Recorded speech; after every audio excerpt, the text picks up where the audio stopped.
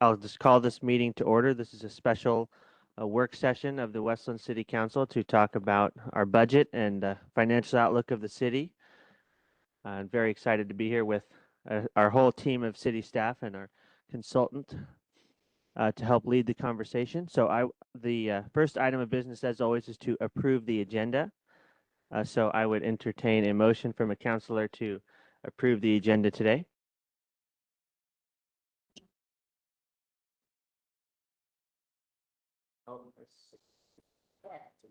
Mike is dead. Here, we can share. Somehow this one microphone is that. Okay, I think we're on. Sharing, okay. I move to approve the agenda for today's meeting of the Westland City Council. What are we calling ourselves? Budget? No, just the Westland City. Westland City Council, October 8th. Second. Okay, it's been moved and seconded to approve the agenda for the Westland City Council meeting of October 8th. Any discussion? We're going to have a lot of discussion today, maybe not a lot on this motion. Seeing none, Kathy or Teresa, would you please call the roll? Councillor Groner, Yes. Councillor Bonington, Yes. Councillor Bright. Yes. Council President Baumgardner, Yes. Mayor Bielostowski. Yes, so the agenda is approved. And then the next item of business, as always, at any city council meeting is a public comment opportunity. Do we have any? I don't see any public in the room. Anybody to sign up, speak online, or signed up that I didn't know about? No, there are no public comments. Okay. Well, then that I think takes us right into the bulk of our meeting today. So I'm going to turn it over to maybe John Williams to introduce our consultant who's here today. Fantastic. Thank you, Mayor and Council, and thanks to all the city staff here. I am not going to say really anything unless I'm called on by Sarah Singer-Wilson, our fabulous consultant. I also want to welcome Sasha Cannell. They're the folks leading the show today. I would just want to say, I said this in an email, I've said this before to Council, we very, very much appreciate your time and interest on these topics. It's a real privilege, I think, to work for a council that wants to spend 4 hours in a room thinking about the financial health of the city and the long-term needs of this community. The fact that you're able to get together and focus on this, I think, is fantastic, and we're looking forward to being part of the conversation this morning. So Sarah has a plan for us. Take it away, please. Good morning, everybody. Sarah Wilson, so happy to be here to be guiding you through today's workshop. And we have three elements. First being that we're going to establish some shared financial priorities and think about what's on the horizon for Westland. Hi, I'm terribly sorry to interrupt, but because you don't have a microphone, we can't hear your voice at all through the television broadcast. Excellent. We will. I probably didn't see you back there. Sorry about that. Thank you for coming out. We're gonna. Sorry to interrupt. No, you're good. We have to be on the public record, and so we have microphones here. We'll just take 1 second to do that. Your voice was loud. I thought I you know. were on the mic. Actually. That's okay. Oh, here we go. Thank you. Thank you. Okay. Let's try that again. All right, so Sarah Wilson here to facilitate today, and just want to get you centered on our goals for today's workshop.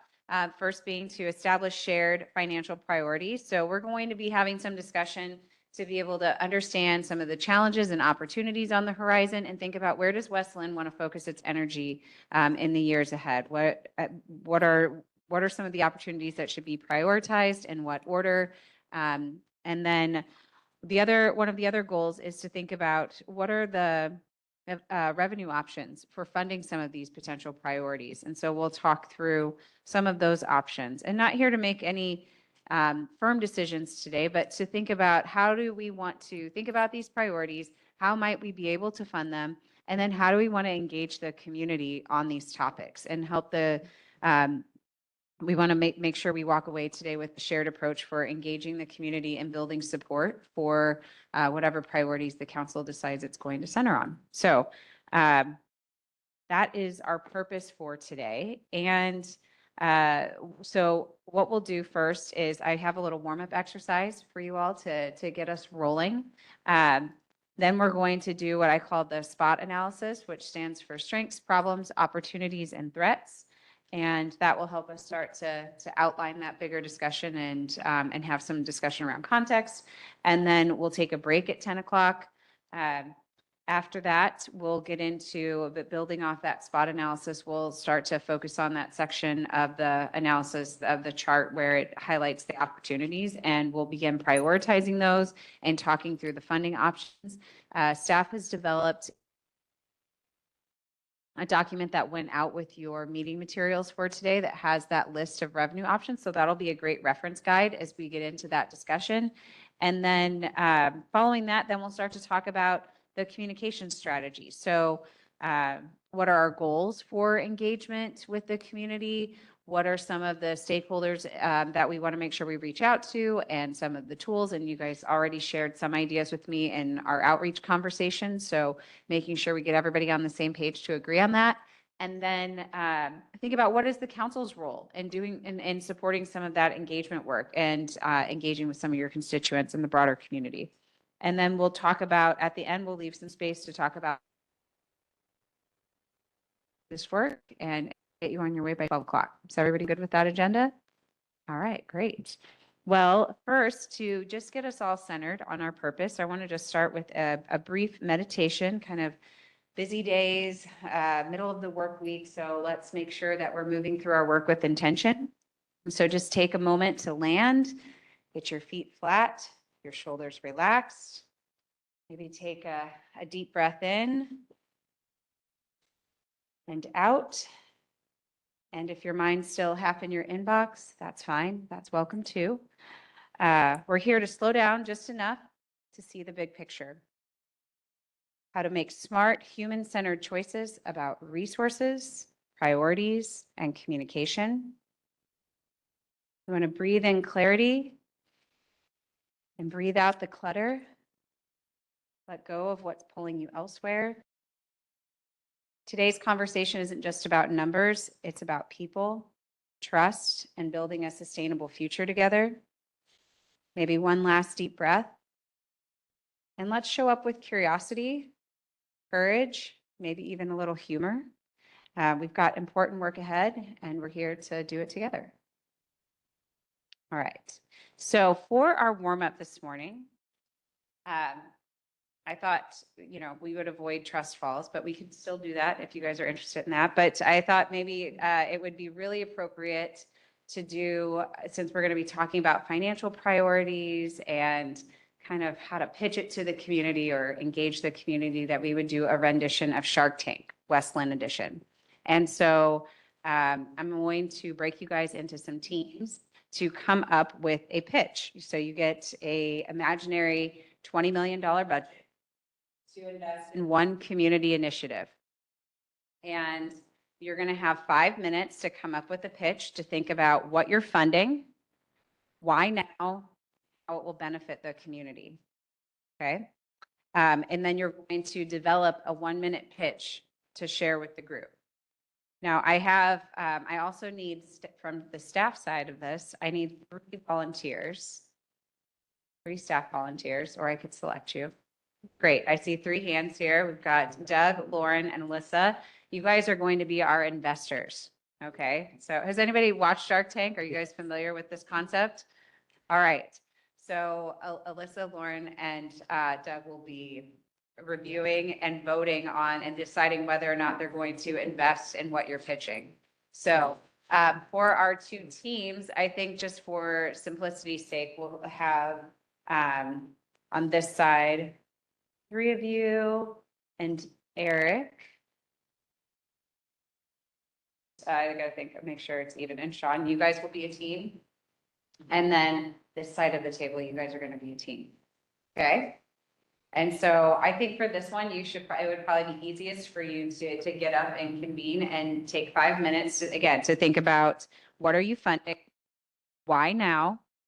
And how will it benefit the community? And have somebody scribe on, we have these large Post-its here on the table, so take a stack of those and make sure that you have like your a few notes about your pitch, because we'll put them up on the board when we're done. So there's some markers on the table and some Post-its.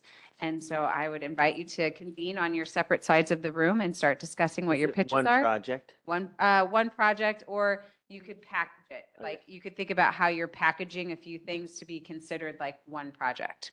Okay? All right, have at it. You've got 5 minutes. And our investors, you guys can just sit and talk about your investor criteria, if you will, or what you're looking for.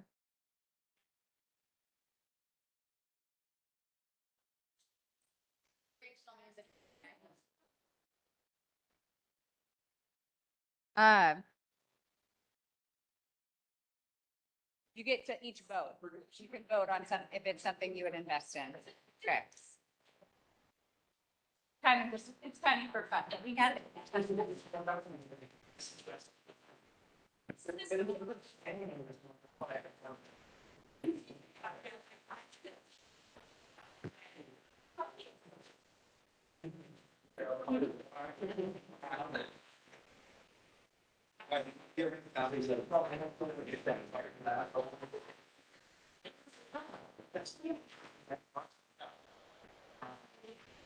I know they kind of put the other ones together. I know.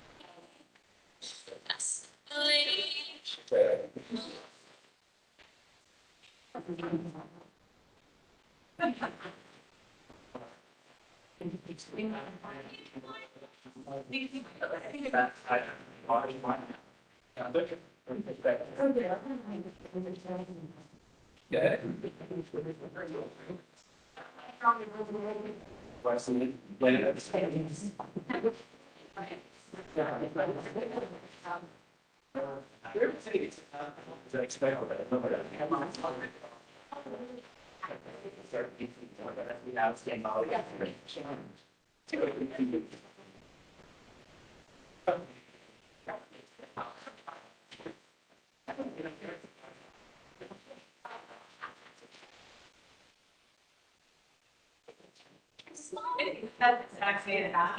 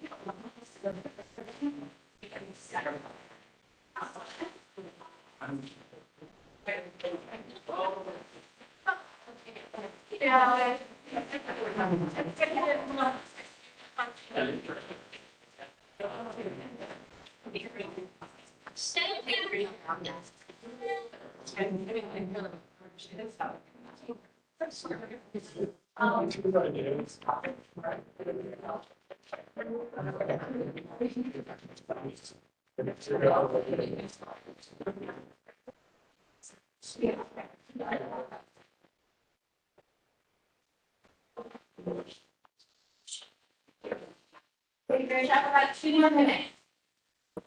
We don't have to.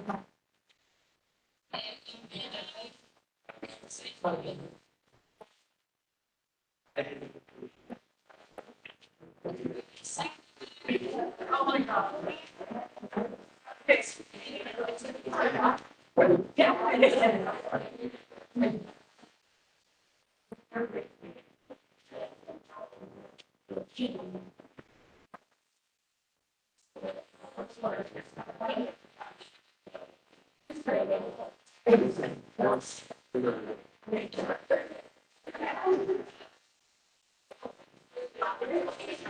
Yeah.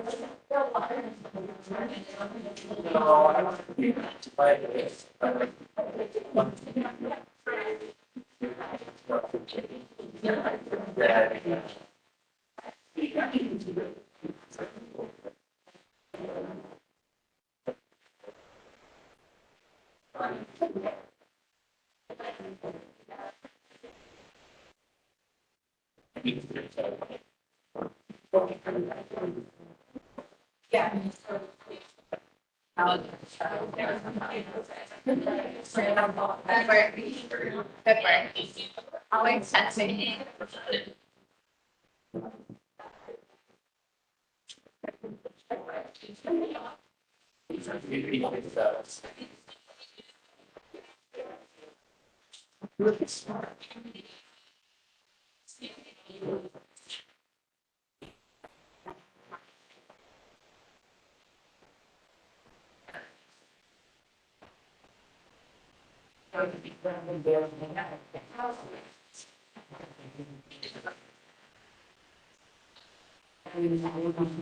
Hey guys, have a good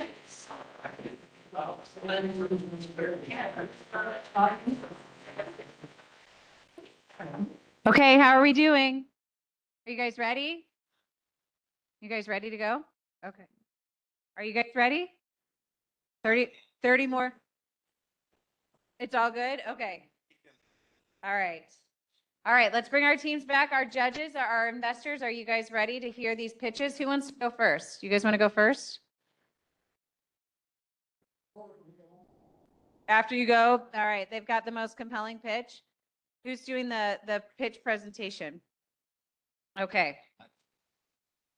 You want to stand up here and you have the microphone? I'm kind of afraid of talking in public. Just.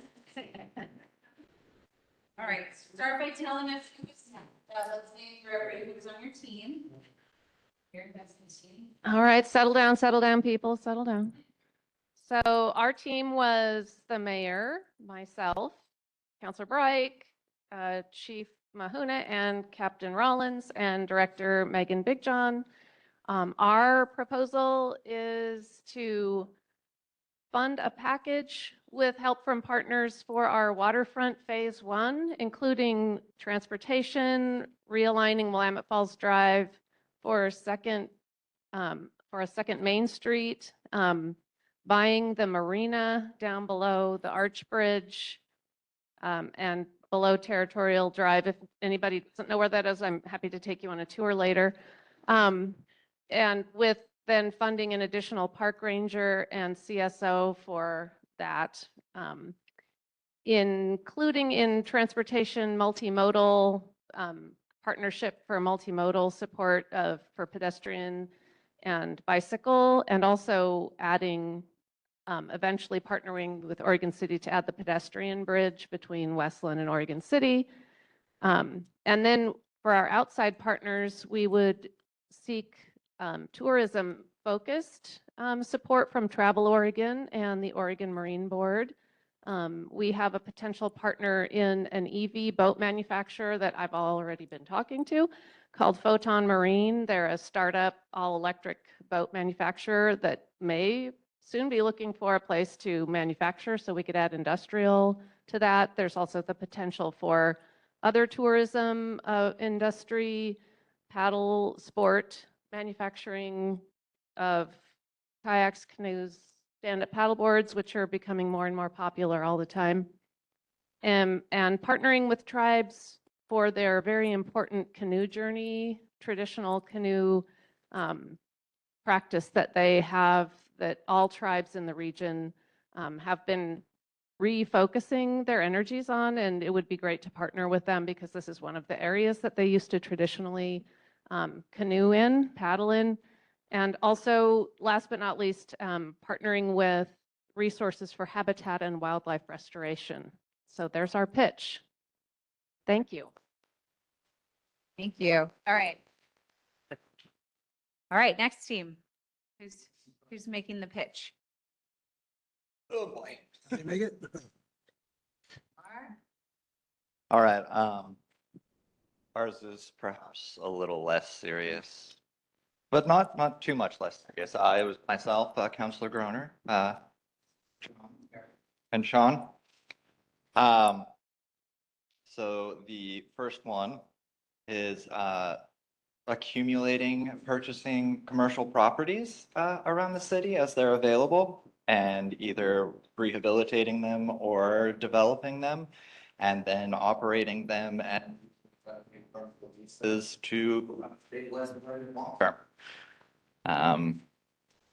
A Westland Hollywood style sign, presumably in Savannah Oaks, to draw people into our community and get them excited. Probably a lot of LEDs. We know everyone loves those, especially at car washes.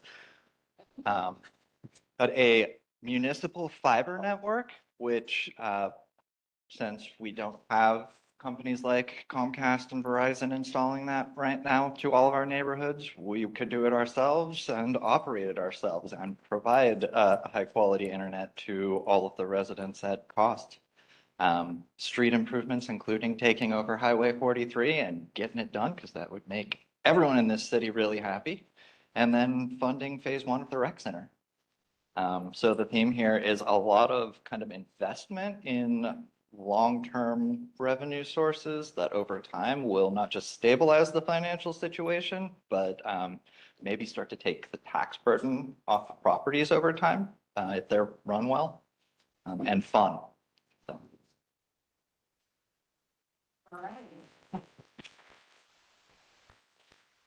Thank you. Okay, now a word from our investors. Channel your inner Kevin O'Leary.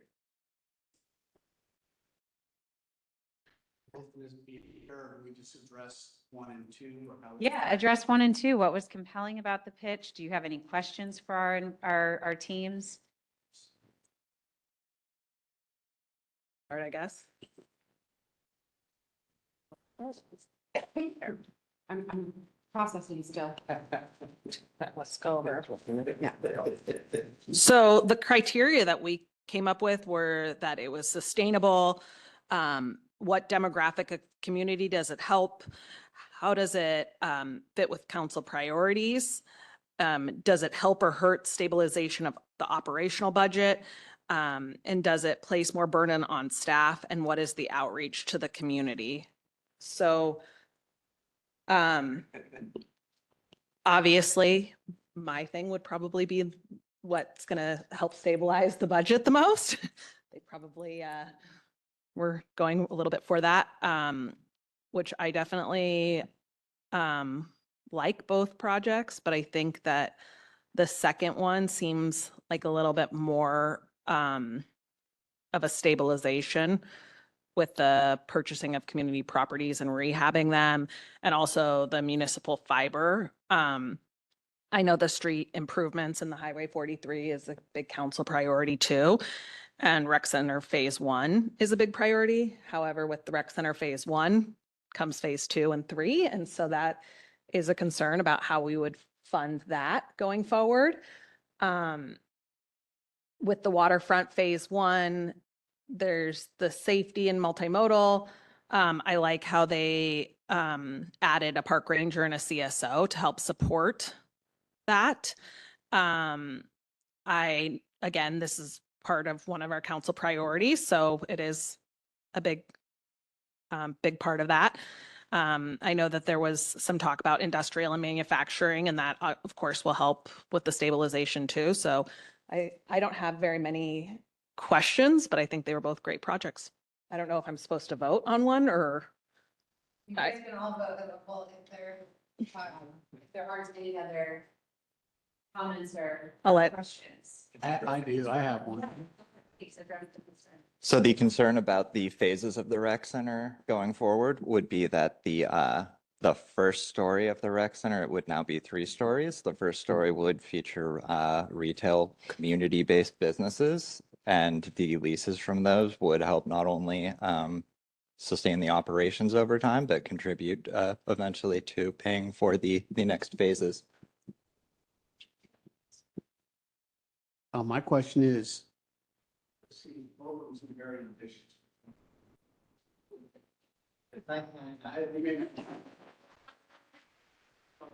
So I guess my question is, I do know that, one, to talk about outside partnerships to maybe elaborate on who they would be seeking funding for.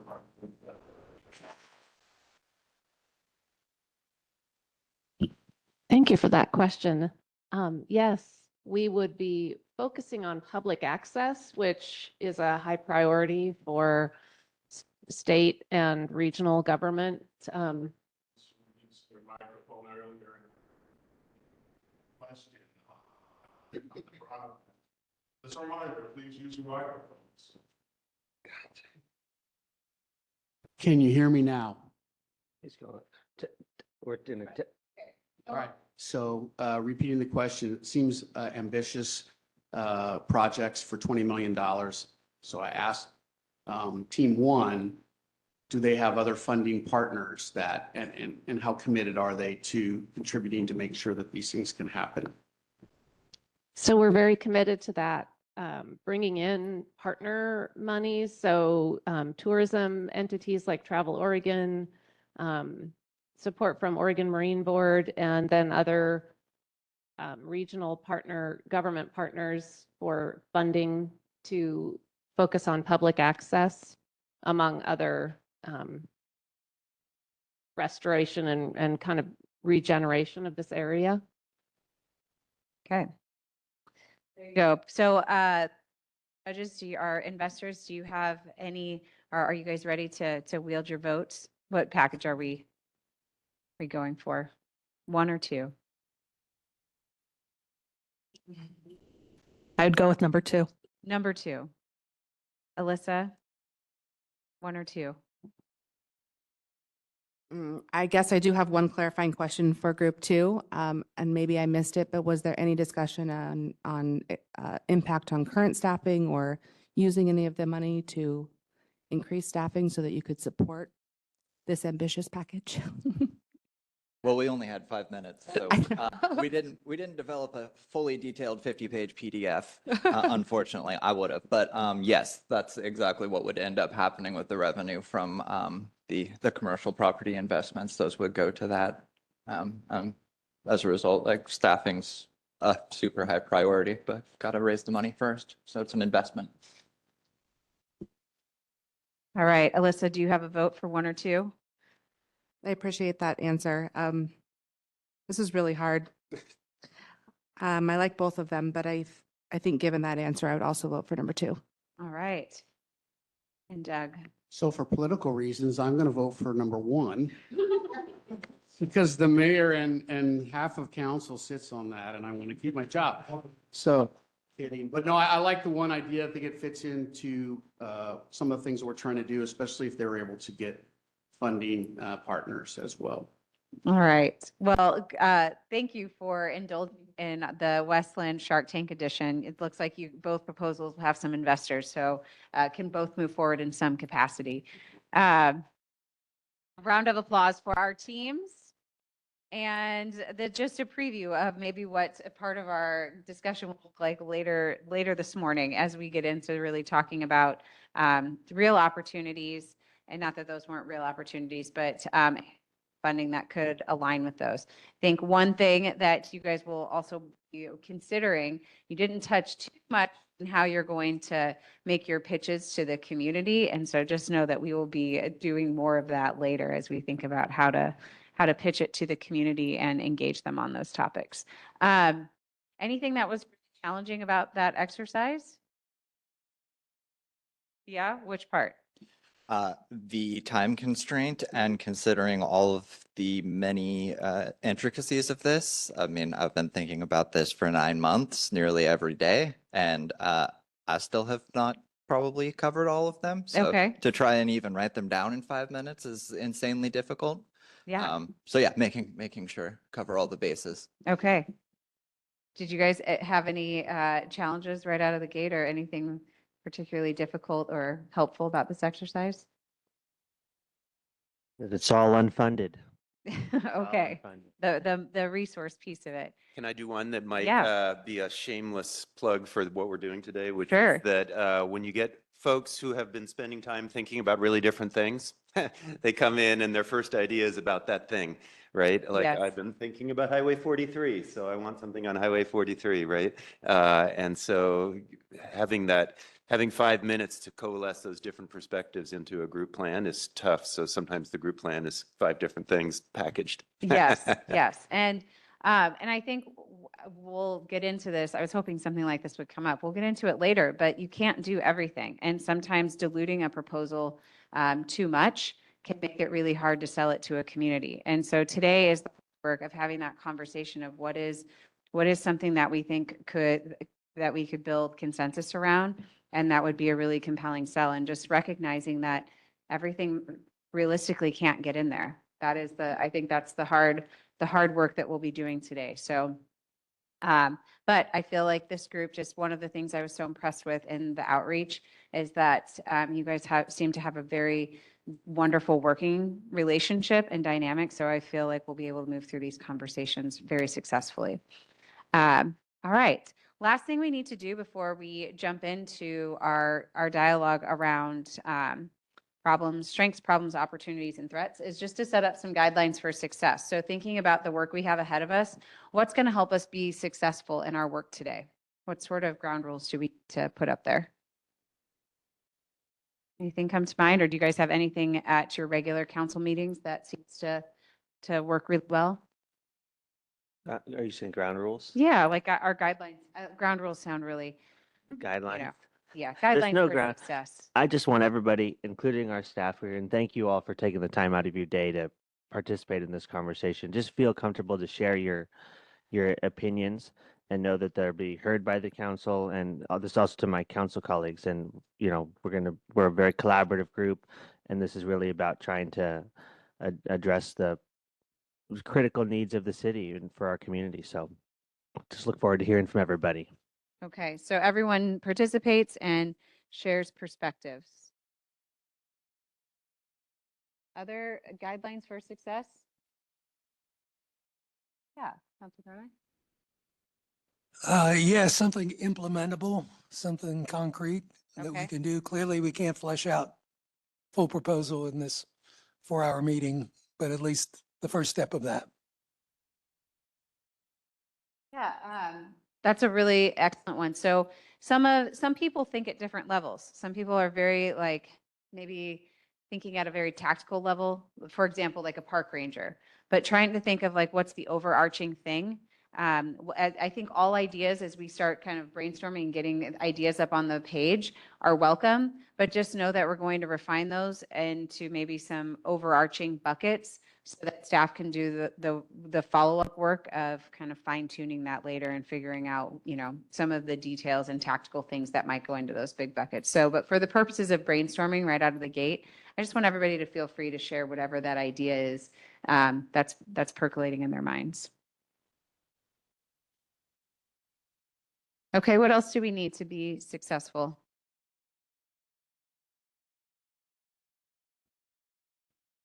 What was that?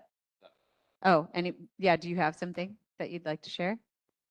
Only about 300 things. Okay.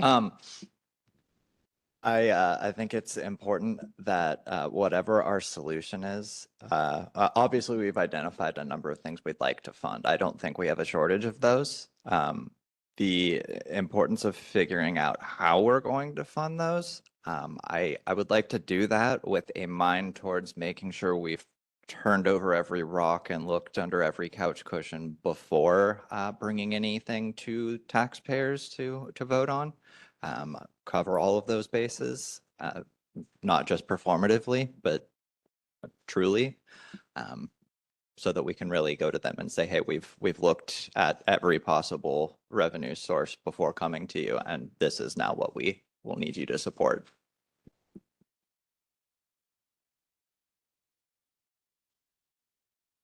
Okay. All right. Anything else that we need to be successful in today's conversation? Dream big. All right.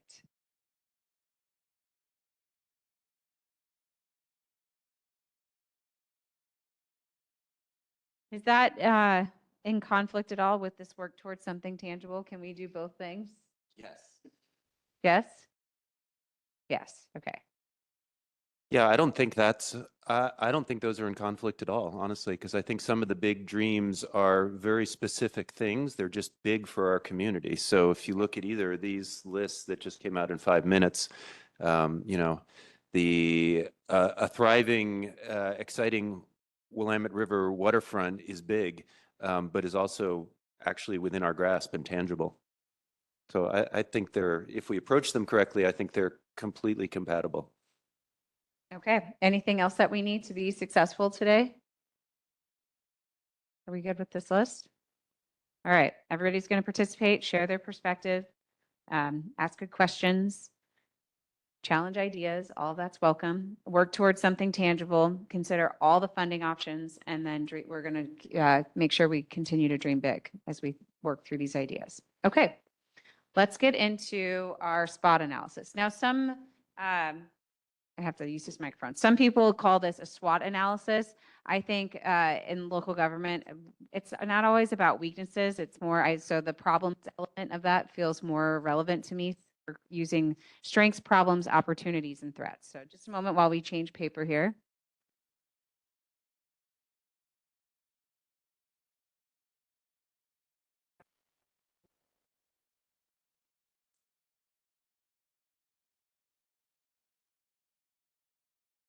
Slide right behind you here. I could say I love that shark a lot. Thank you. Thanks. Thanks. I just learned how to draw a shark 5 minutes ago. It's always fun to see what Sarah can do during, if we want to go that way first. Yes. It's always fun to see what she does. Like sometimes, like, what city of the Dallas has an airport? And so I was like, yeah, draw an airplane, Sarah. And she's like, got it. So it's fun stuff. Go around. Yeah.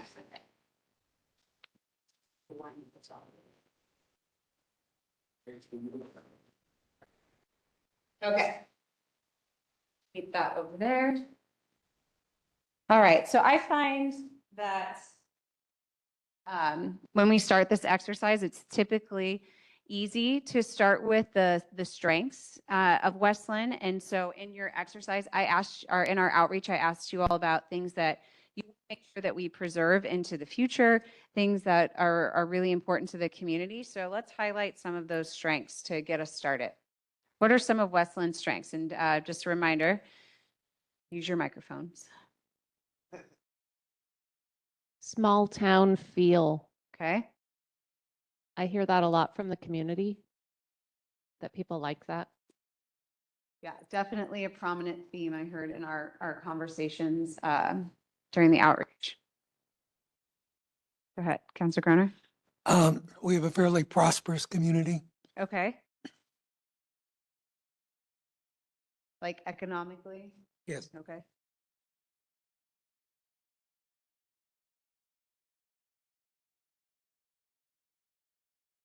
What else?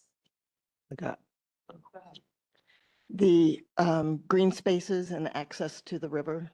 The river is a huge draw in the community.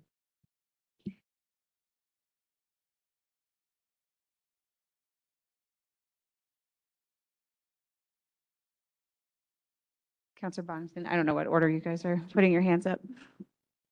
This statement's been used adversarially against us in the past, but we have an enormous amount of pride that our people take in the community. I think that's an enormous strength for getting things done. Okay. We were selected by SafeWise as the safest city in Oregon Okay. by Safe- some this year, #1. Shout out police. Say it.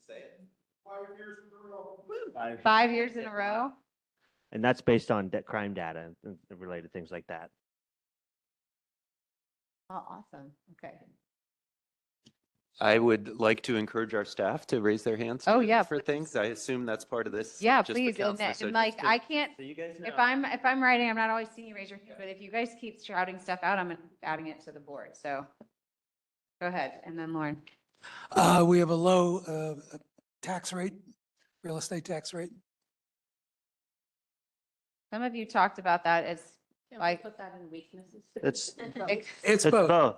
yeah, with some of these, we're going to see some intersection on on some of the things you put up here. Okay. Go ahead, Lauren. I was going to say that we have a really collaborative team with both the council and the staff and the council and staff together. Yes, definitely a strength.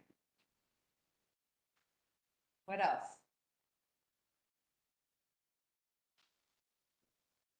I think we have an amazing workforce that wants to do good things for the community, and is ready to do some big things if we can make it reasonable for them to do so. Okay. Community trust in the leadership of the city.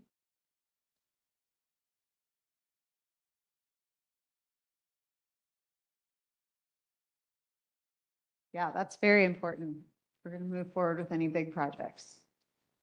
Okay, others that we want to make sure we mention?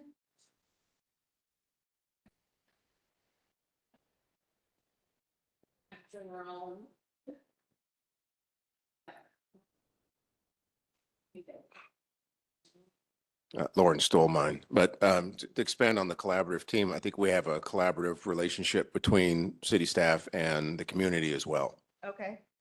We have positive and a robust community outreach network.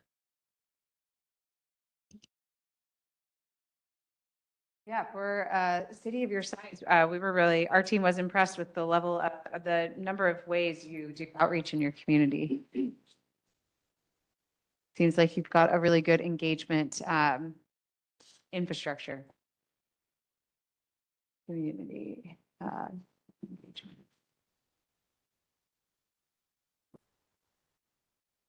Okay. I feel like you can put a little dash under that for communications, Okay.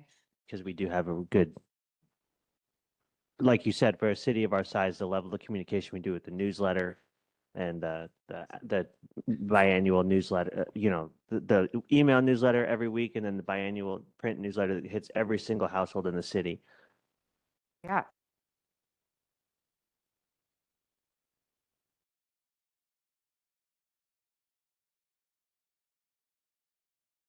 And communication toward us as well.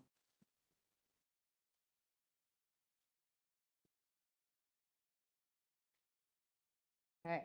Community participation levels are high. Okay. This has kind of been mentioned, but to build on it, we can rely on the fact that politically we have a pretty unified support from the public. Okay. We can count on the fact that the public will support what we're going to tell them and vote for it to a certain extent, as long as it's reasonable. Okay. Other strengths that we want to make sure to mention? The city has a huge variety of events that take place that's open to everybody in the community.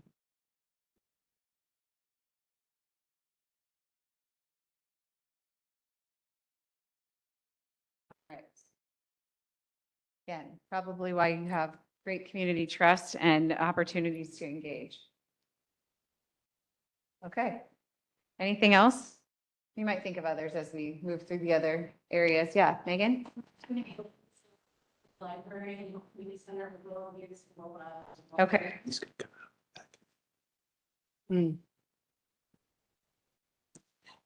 Um,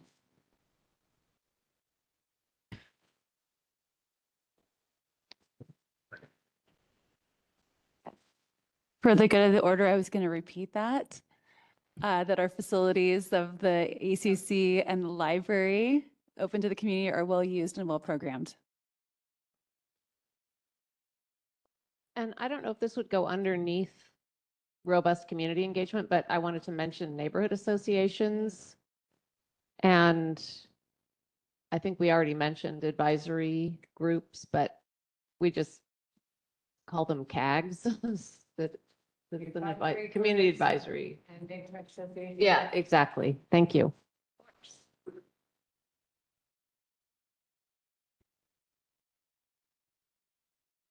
Okay.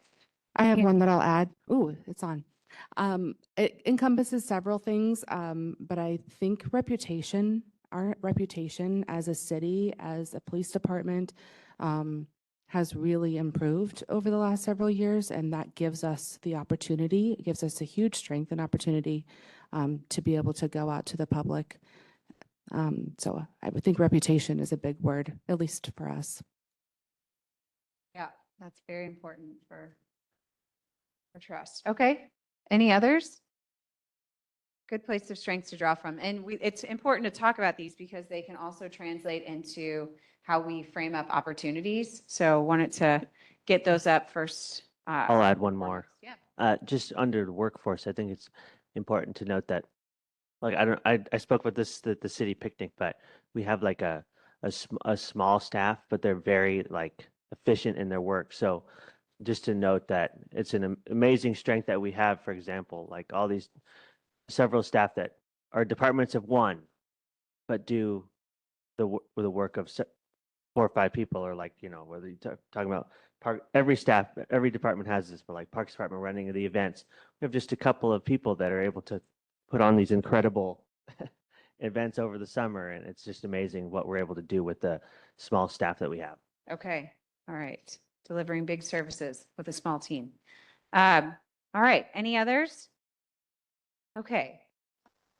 Less fun, but important to mention are some problems, because again, as we think about what are some of the shared challenges and problems that we face, these will also help translate into opportunities. Let's use a different color. English.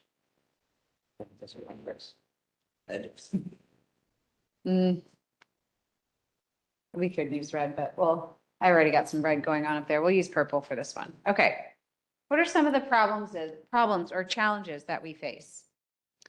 We are we're in a declining or concerning economic climate at the moment. Okay. Finding.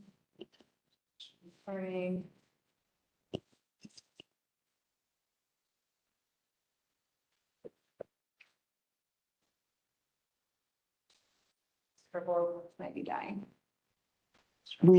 We have limited funding to meet the high expectations of the community. Okay.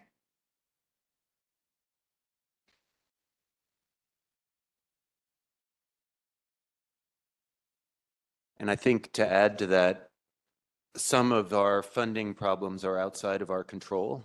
So our frozen tax base we're prevented from changing that by the state of Oregon. So that's challenging. We don't have self-determination on a number of things. Okay. And to add to that, the cap on our utilities increase, and just in general, a lot of our revenue sources are capped basically, or not going to be increasing, but our expenses are. Per charter, you can only increase. Yes. Yeah. Okay.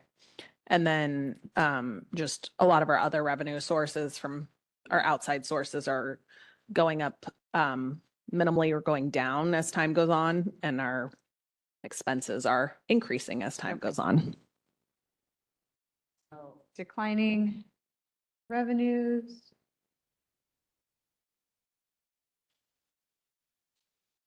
And increasing expenses.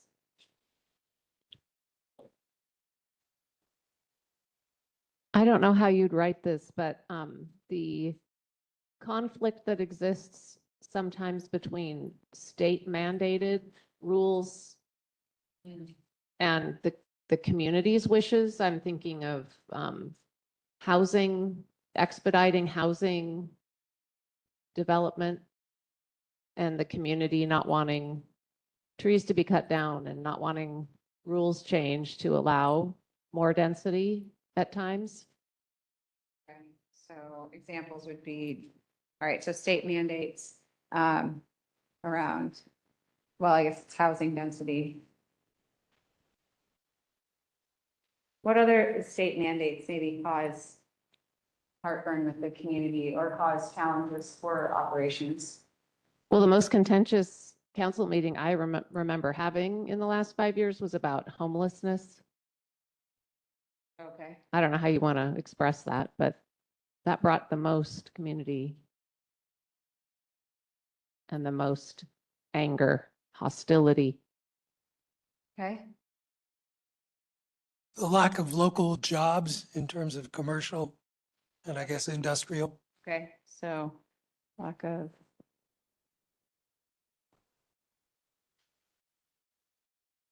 So just kind of that lack of commercial industrial tax base. Yes.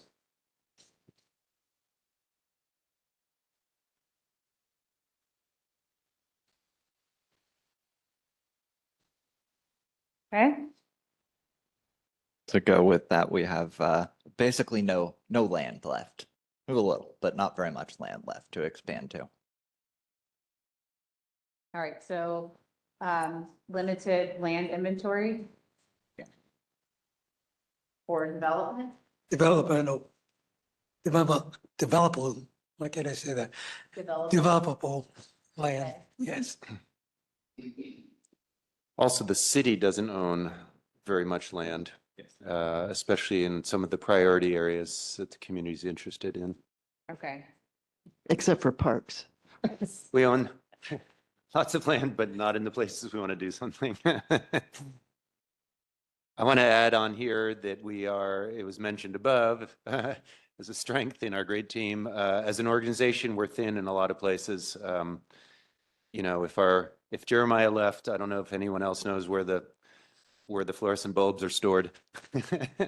We're one person deep in a lot of places, like community service officer, like building maintenance, like network systems, you know, it's just like one person in general communications. So there's not a lot of redundancy. there's not a lot of redundancy, but there's not a lot of capacity either. We have a great chart in our budget. It's either great or it's really depressing about comparables with other communities. And we are almost, I think, in every category have fewer staff per capita than our peer cities do. And everybody has to wear multiple hats, or many people have to wear multiple hats. That's right. Which is something to be cautious about, right? Because that can lead to burnout. And if you're already running really lean, like one departure could be really tough. So. Okay. I have one. It was a strength with communication, but it's also a difficulty with construction projects and trying to get out in front of those projects, kind of the high expectations Okay. that we deal with, and trying to communicate. Construction's inconvenient, but it is short term for the most part. But it's just hard to get out in front of a lot of these construction projects that we do. Okay, so this is really related to these high expectations. Okay. Other problems, challenges, Megan? I had two that I wanted to piggyback off of Eric's, even for Parks and Recreation, as far as getting information out for selling our product or getting communications out for our recreational opportunities. We don't have a dedicated person, so it makes it difficult to share, to reach our customers for programming opportunities.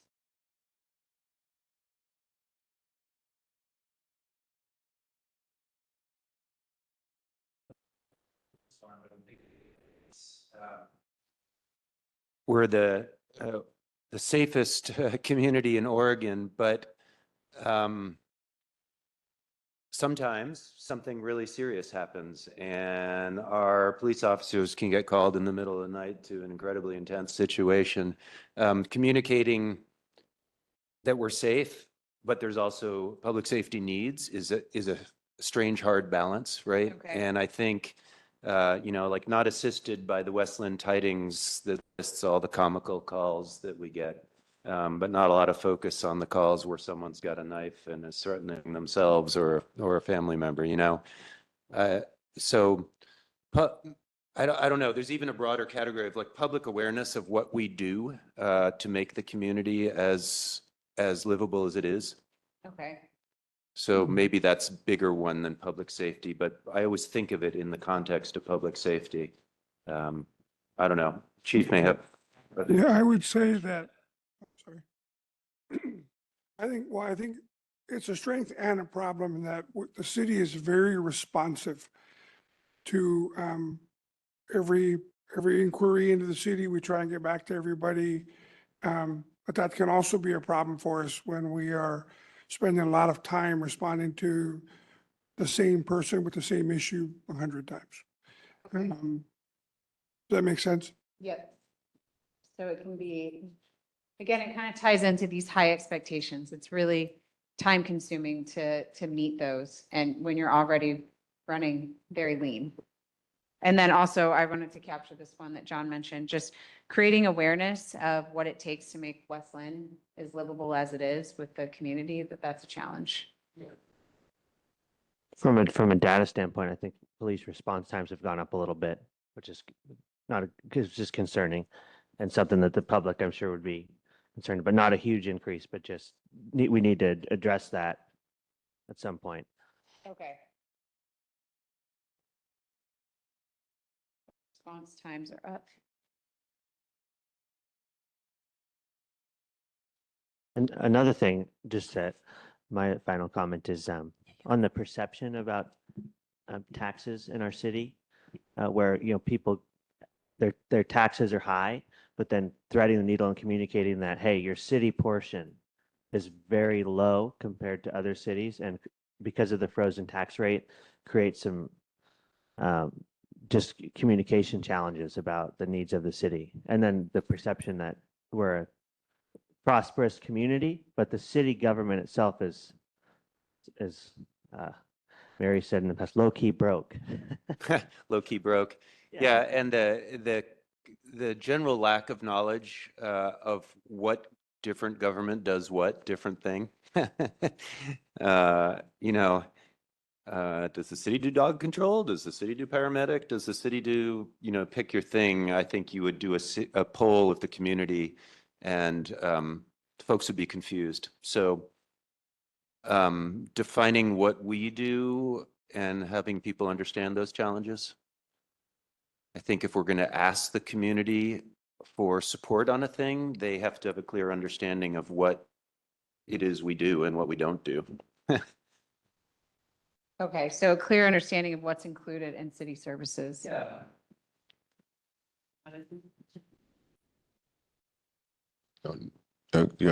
Yeah, I think we also battle in each department a kind of a new transient job culture, not transient in the means of homelessness, but I think more than ever, employees are willing to change jobs more frequently, look for other opportunities. The days of sticking with one police department for an entire 25, 30-year career are just kind of gone. Yeah. So it's always a challenge to continue to offer as much as you can to keep the loyalty of the employees, to keep them staying here. Yeah, this is a common theme that we hear in all government agencies of like the average tenure is kind of more like 5 years, maybe sometimes 3 to 5 years. And so just a retention, employee recruitment and retention is expensive. It's a cost burden. And that's tied to, because the departments and the staffs are so small, there's not always a promotional pathway for people. So if they want to be promoted, they have to go somewhere else.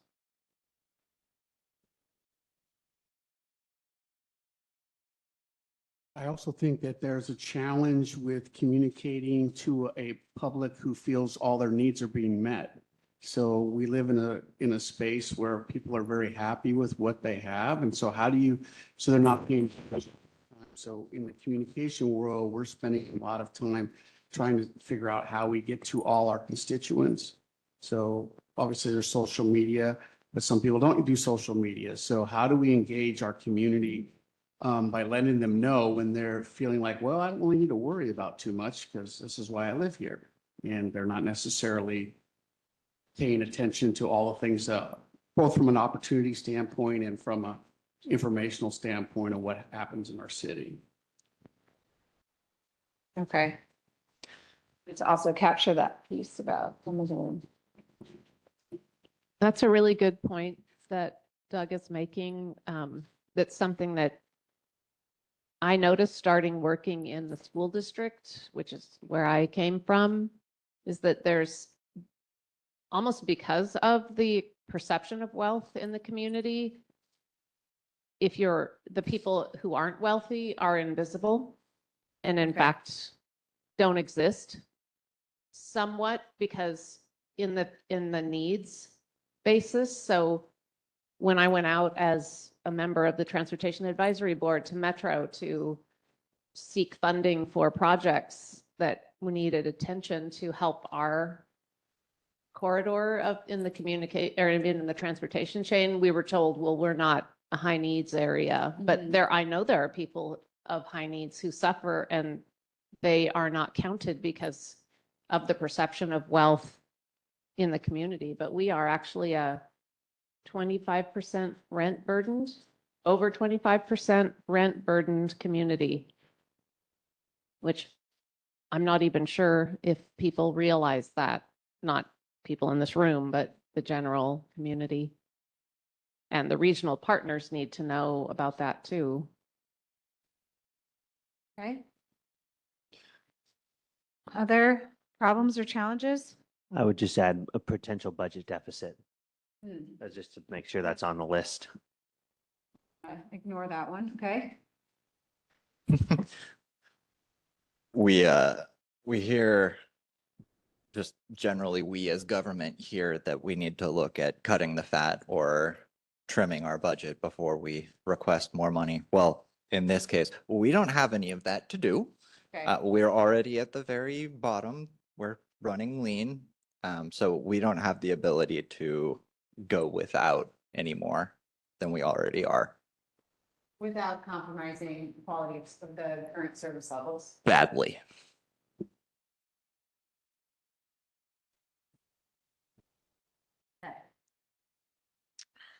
I wanted to add on to the funding where it says high expectations. I think what's maybe being missed there that's being said is that we don't have enough funding to support, to keep our parks, public roads, our infrastructure safe, to maintain those assets we've already paid for, including our facilities, long-term before we even look at things to expand to. Okay, so not enough money to keep being able to maintain. Correct.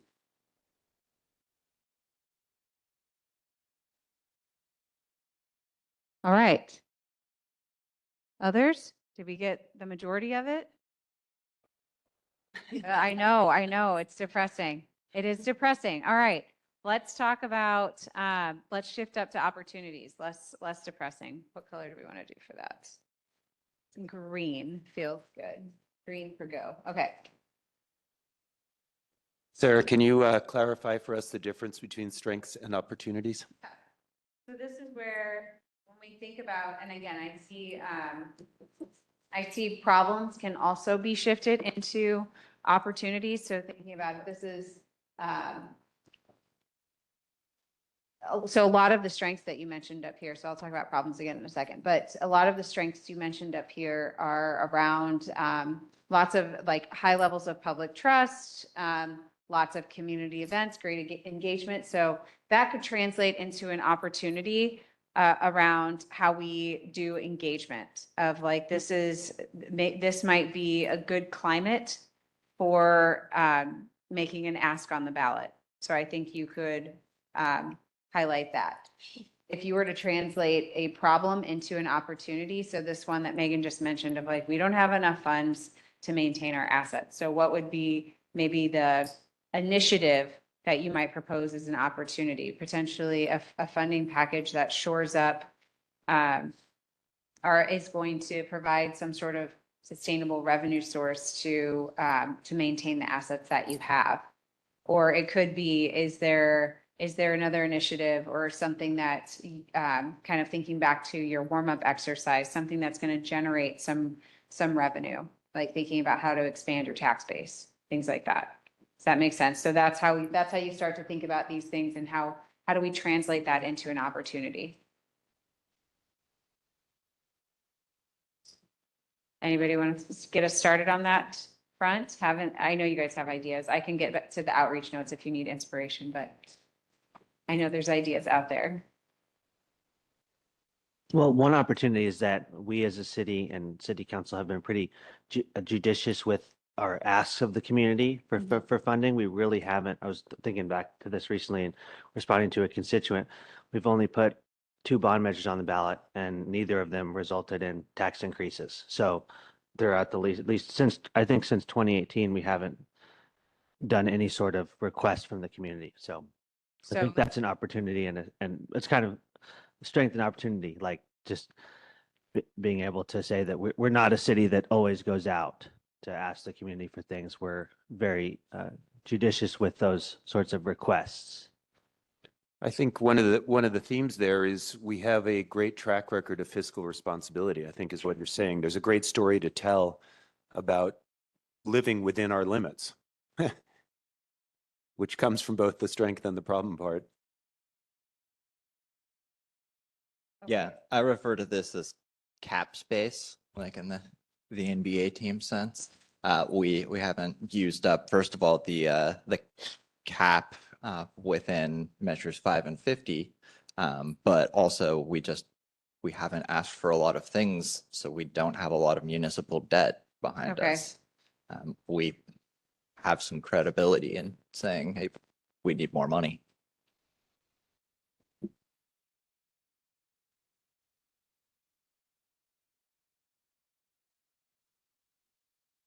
Okay, so what I'm hearing, the opportunity is that the climate could be a good one at this point in time to make an ask of the voters, to put something on the ballot. Okay, other opportunities?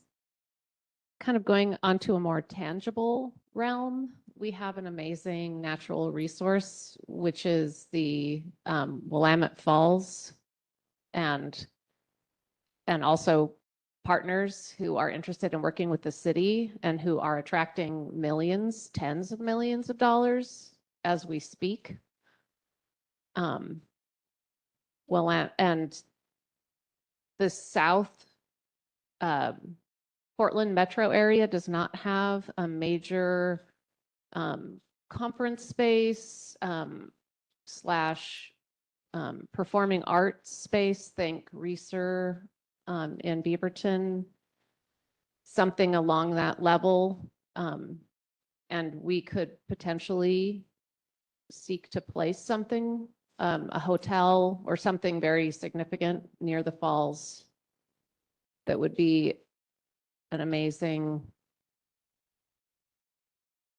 what am I trying to say? Tourist attraction and attract tourism and business to the area. Okay, so Willamette Falls is an opportunity for tourism. What I'm thinking is about communication. I can never quite figure out if West Lynn is little or big. It depends what I'm doing. Sometimes it feels little and sometimes it feels big. But looking at the strengths, I do think it's manageable to reach our community with communication. I don't think we figured out how to reach every single family and household. We'll never do that. But I think between our elected officials and our involved community members and our staff, we can find ways to communicate with a huge share of our community if we really invested in it and focused on it. So I think it's manageable to talk to this community and to explain whatever it is that we decide to do with Danielle's help. Danielle, is West Lynn big or small for communication? Yeah, that's what I think too. Okay, so opportunity here is so that we can reach our community, we work together. Yeah, I mean, we're not Portland, we're not Gresham, we're not even Beaverton, right? We're a quarter the size of Beaverton, so we can reach out and be successful in talking to the community. Okay, and telling that story. Telling this story. Yeah, okay. What are some of the other opportunities when we think about projects on the horizon? So we just heard Willamette Falls. I think our renewal funding is an opportunity. We haven't really Okay. tapped into that. We have one district set up. We're talking about setting up a second one on Highway 43. But that's a something that our city's never had before, and we're just starting to see some revenues collected. And that's a way that doesn't increase taxes, just leverages existing resources. And then that's kind of tied into potential future development around the Falls area and the vision plans that we're just about to adopt. To allow you to make some infrastructure investments or property acquisition in those specific areas, in those districts. Okay. So it's kind of more of a long-term opportunity, but certainly an opportunity. Okay. What other opportunities? Sorry to interrupt again, but I can't hear you because your microphone is facing away from your face. Okay, I'll try to hold it closer. Yeah. Thanks. Sorry again. That's okay. All right. Hard to juggle markers, microphones, and I know. It's impressive. You should have seen yesterday. I could do a lot more, but I didn't have to hold a microphone. So, all right. So we were talking about urban renewal. Got one district, there's an opportunity for another. Just for anybody listening, these help to raise money over long periods of time to make those investments in infrastructure or in property acquisition in those particular areas. Okay. What are maybe some of the shorter term opportunities or initiatives? We have, I'm continuously impressed with how intelligent and willing to learn and understand our residents are. They're willing to process new information and try to wrap their heads around what we're doing. So we have that ability to actually talk to them and not immediately just face a wall of enraged opposition. Okay. What about, sorry, go ahead. But they've also expressed to us, unprompted, that they have a willingness to pay a little bit more if they get a little bit more. Okay.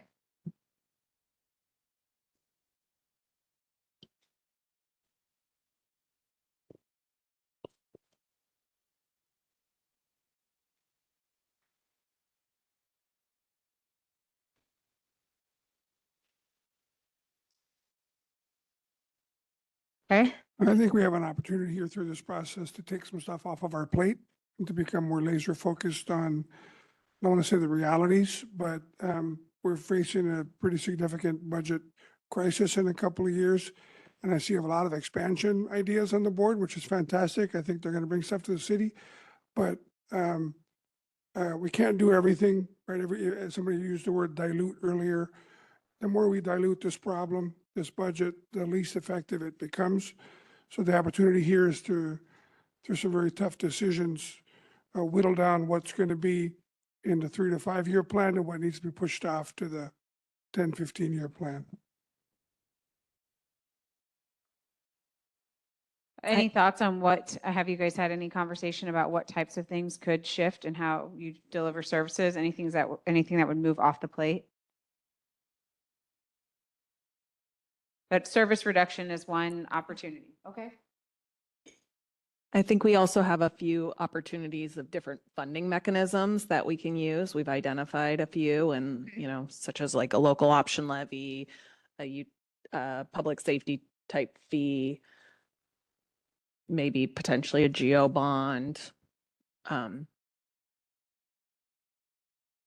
Yeah, we can add grants to that or even partnerships, looking at even other agencies who we can partner with. I'm looking to do. Okay, grants. Partnerships. What are some of the priorities that you're funding with these things? So these are all options, but I don't mean to point out the obvious, but you did talk about like the staffing is very lean. Is that something that we're prioritizing as we want to maintain service levels? Or is it land acquisition? Or I'm trying to think through some of the things that you talked about in your interviews with me that you might want to consider as opportunities. So different funding tools, but is the opportunity to increase the staffing level?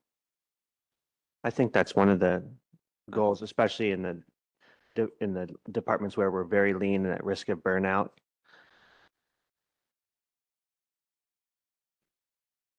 So increased staffing in key departments. And there's also some, we've talked about some projects Yeah. as so well. Let's hear about some of the Like projects. in the parks arena, we've talked about our Parker Road property that we own.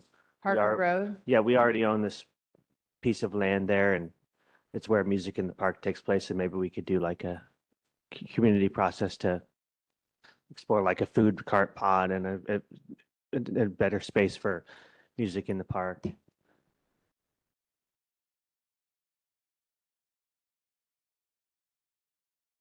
Then we also have an opportunity on a place called Oppenlander. We've been talking with a Yeah. developer and community about that. We just did a survey about that. Did I spell that right? I think Okay. so, yeah. For the win. Okay. All right. We got, so as far as projects or initiatives that you would think about funding, Willamette Falls, urban renewal, increasing staffing levels, Parker Road property, Oppenlander. What else?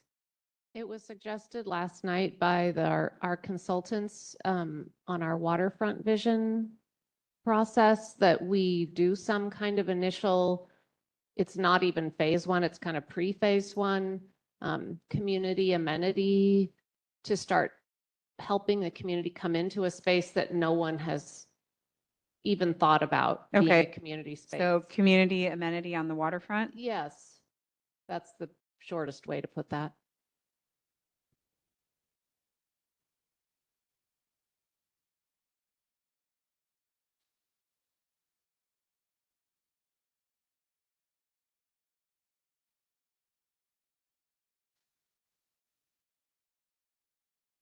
What other things are we looking to fund? What other things do you want to consider in this list of potential priorities? I was wanting to add that it could be seen as a problem or threat, but I think because we're meeting, it's an opportunity to look at an evaluation of our facilities and our parks for our long-term deferred maintenance plans so we can maintain those assets long-term. I know Public Works has a robust planning document, but we do not. And so I think it really will help shine a light on our strengths, our problems, and our potential threats in the future by having that. How can we summarize this? Facilities and parks I- asset management? Yep, deferred, be okay? deferred asset management, long-term, long-range planning.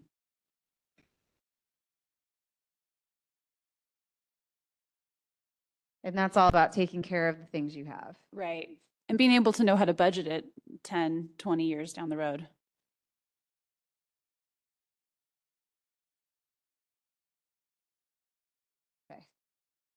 There's two huge property owners in the city of West Lynn that I think have key parcels of land. ODOT is one of them. And Is this about land acquisition? PGE is the other one. Yeah. Okay.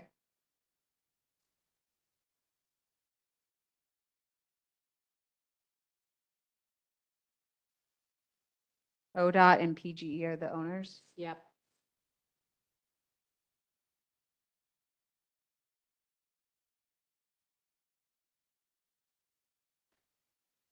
Okay. I've got one with we're in design for a new operations building. And so that would be a funding opportunity that we're trying to value engineer it, but we're still coming up short. So that would be a great opportunity for additional funding needs. Also kind of along I think the public safety fee would be for new filling in some sidewalk gaps, having a fee for that, utilities, as we mentioned earlier, and then streets. Okay, so utilities, sidewalks, and streets? Are Yeah. those all, like, can I put those in one thing or should I list them separately? They would come most likely from different pots of money, but Okay. I think for this exercise, if you put them I'll just together, it list would be them. fine. I think basic infrastructure would be one, and then bike and pet safety might be another. Okay, so utilities, bike and ped safety.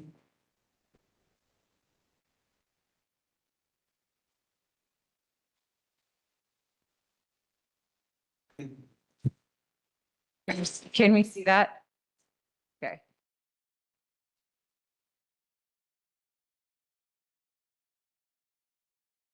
On that, like I said, I have two things. With the operations center, we have the opportunity to perhaps look at other ways of funding that and taking some of the pressure off the general fund. I would call that an opportunity.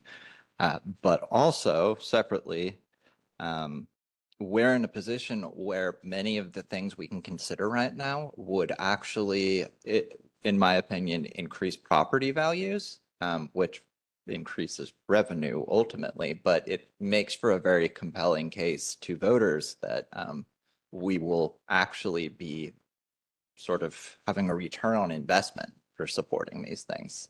And I think that's a unique position to be in.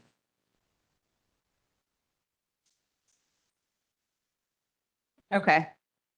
I want to put one more thing somewhere. I'm not sure where it is. It might be an opportunity. Many of these things we're looking at have been done recently, even by our peer cities. So, you know, there's other cities that have built new operations centers. There's other cities working on or building recreation centers. There's other cities that have created urban renewal districts. So we're talking about things that are known how to be done, and that when we talk to the public, we can say, I mean, everyone in West Lynn is aware of Lake Oswego's rec center, right? And so they know that it's a thing that cities and communities do. So there's not much that we're talking about that people are going to be like, what the heck would a city do that for? Which I think is an opportunity. Yeah, I think during our next phase of the discussion, we should talk about a couple of those examples and how those things have been funded to kind of help give a little more context to some of these opportunities. I do want to honor that we said we would take a break at 10 o'clock. And so I want you guys to go ahead and take 10 minutes, but maybe when you come back to your seats, I'll tell you when to come back, but maybe while you're milling about and moving around, maybe you'll feel inspired and some things start firing and you might have some ideas, because I want you to come back and think about, I'm going to have you use your Post-it notes and think about what are some threats, list a couple threats out that we might want to put up here just for consideration or things we might need to manage. And then also just reflect on, is there anything missing as you glance at this, at the opportunities and the problems and the strengths and the things that we've identified thus far? Anything else that we need to add to these lists before we continue on our discussion? Maybe I'll ask the same prompt, so if people are thinking about this, clarifying the difference between a problem and a threat. Yes. So I have it listed here that threats are external risk or pressures that could undermine your success. So sometimes it's like if we don't talk about them and acknowledge them and consider in our planning, they can become problems. And so that's why it's important to at least put it out there. Okay. All right, let's take 10 minutes and then I will call you guys back. So it's 10 o'clock. That clock is a little fast. So we'll come back at 10:10 and then have you take a few minutes to reflect and let me know what we're going to add.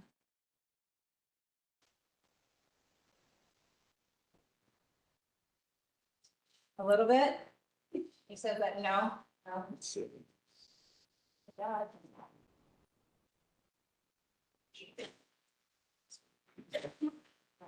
Go back to the other one. It's coming through on the YouTube stream. Like the captions are showing up. The captions are showing? Yeah.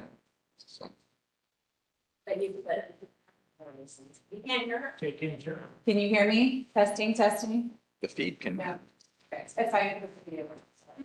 the feed can hear it. It's showing up. We try.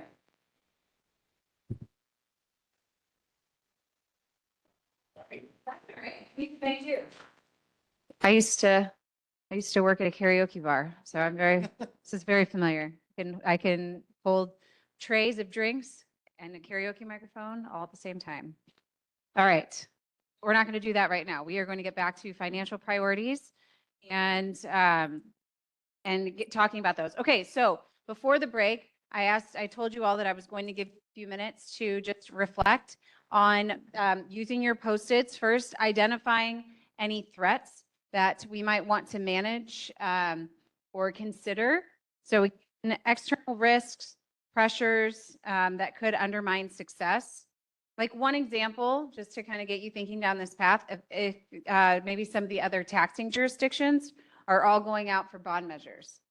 There's a risk of that happening, and that could undermine success for something local. So not that those things aren't local, but for a city tax measure. So thinking about what sort of risk, we talked a lot about our strength being public trust, or, communication. So any risks or things that could undermine success in pursuing these opportunities, what are some things we want to at least be mindful of as we're thinking about this? So take a few minutes, use your Post-it notes, one risk per Post-it so that we can, or one threat per Post-it so that we can get those up on the board. And then in addition to that, as you've thought about our discussion thus far, if there's anything missing from these other areas that we should add, you can also put those on a Post-it as well, and I can get them up on the board before we keep on in our conversation. So take a few minutes. Yeah. Thank you. Yep, you should have markers in front of you.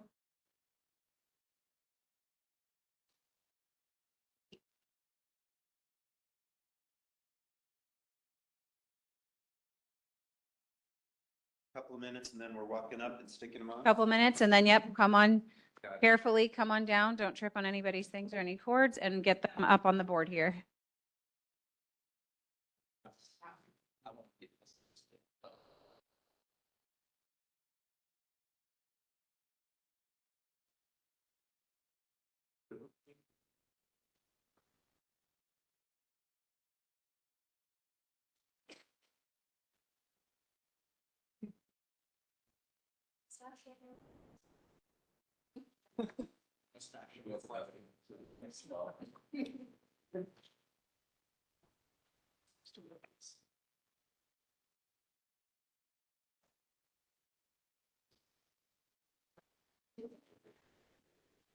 Yes, that is not your imagination. The markers are scented. But you said that was our impromptu COVID test back in the day. Do you have your sense of smell? No? Okay. Maybe you should wear a mask.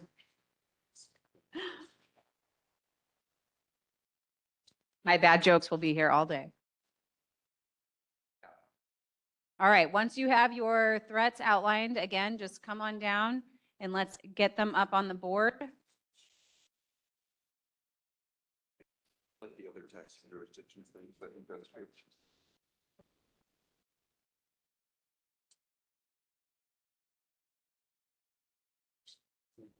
Yep, go ahead, stick them, be the first one, get us started.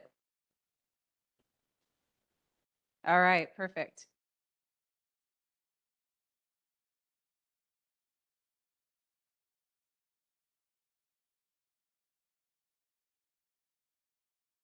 Perfect, always a concern.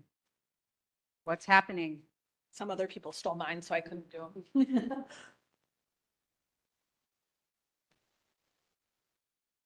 Watch your step, watch your step. This is a test over here.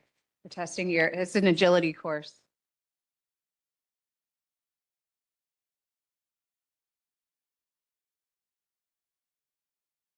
Oh, good, Sarah.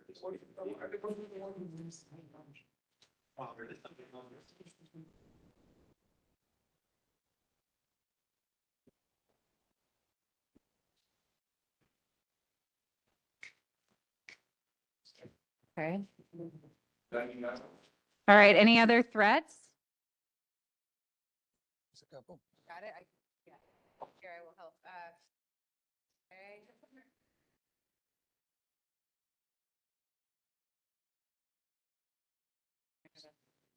Balance my work here. Really? Yeah, we're really testing my dexterity today. I could just stand here and be extra detailed. Good. We might need that. Okay. Did I get everybody's threats up here? Oh, okay. Can I start putting are these two? Those are something else? False starts? Okay, great.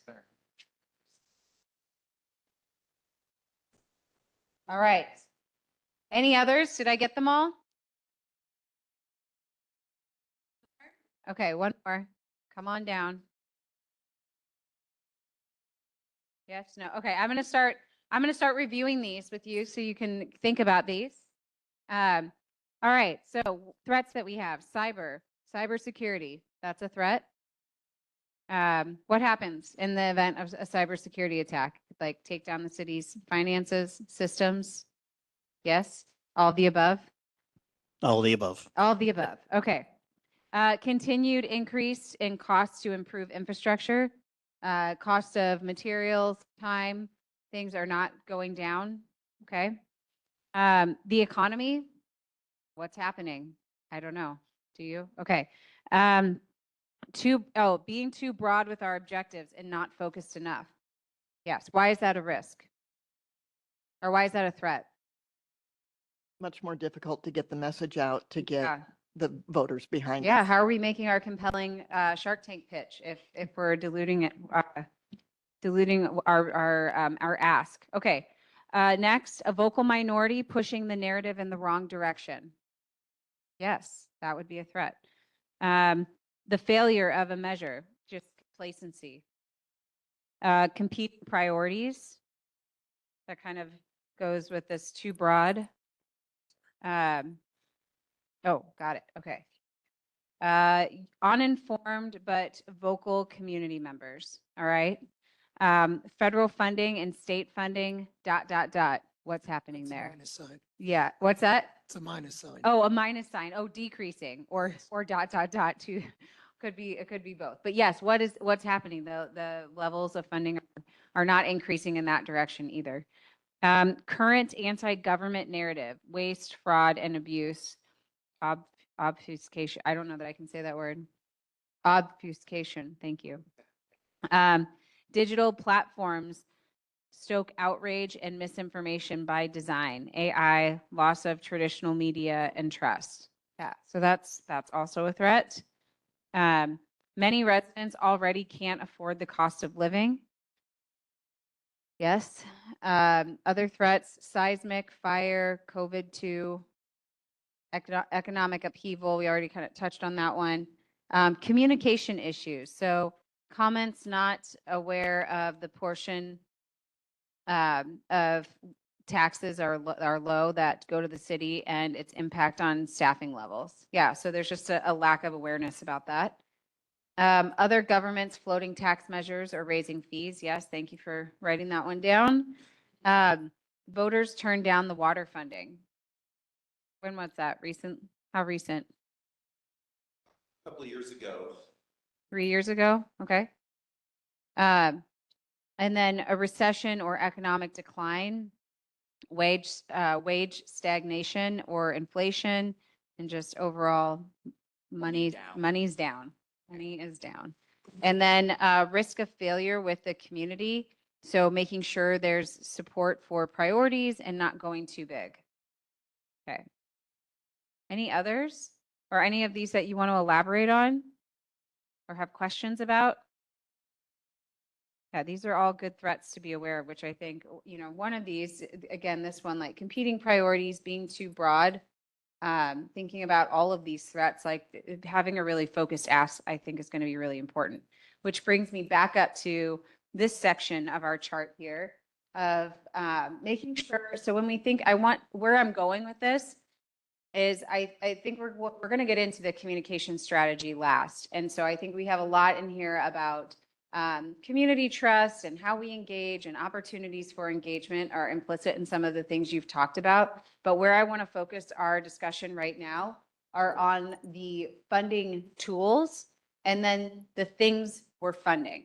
And I want to make sure that we at least have all the big buckets up here represented. And so I thought we could highlight that by circling them in different colors. So first, thinking about the things we're funding. Parker Road property, that's a specific thing that we would be funding. Yes? Yes? Yeah. Okay. And Oppenlander? Yes? Yes. The phase 1 of the community amenity on the waterfront? Facilities and parks, the deferred asset management and long-term planning? Land acquisition? Yes? A new operations building. Utilities. That's, That was about like investing in drinking water sorry. Before I get, that was about investing in drinking water lines, sewer lines, basic infrastructure, back to that challenge that Eric mentioned about a rate cap. okay. So investing in water sewer. So then this is a thing that we would be funding. Bike and pedestrian safety. And then there was another, over here, Willamette Falls. Yes? Did I miss any? Well, Increased staffing levels. there should be stabilized staff funding Oh, and yeah. increased staffing levels. Increased Yeah. staffing levels. Thanks. I think whether we want to think about it as two things or one thing, but stabilize is incredibly important to us. So Do we have that up here? the ability to continue doing the things we're doing. Protect against staffing cuts. Yep. Yep. So it Not- might, okay, so it might not actually have made that side of the list. Okay, so we need to add that one then. So maintain current service levels.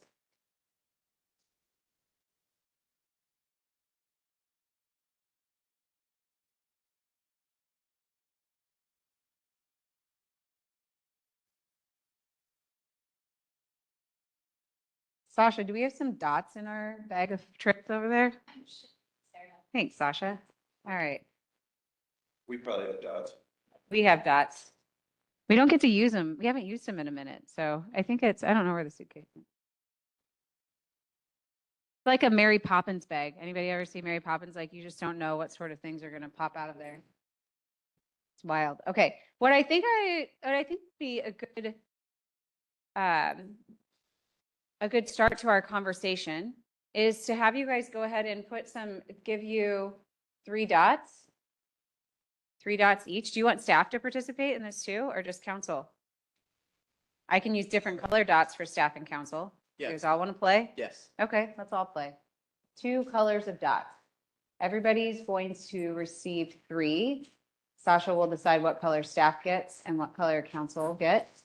And based on the things I circled, this is a very specific instruction, okay?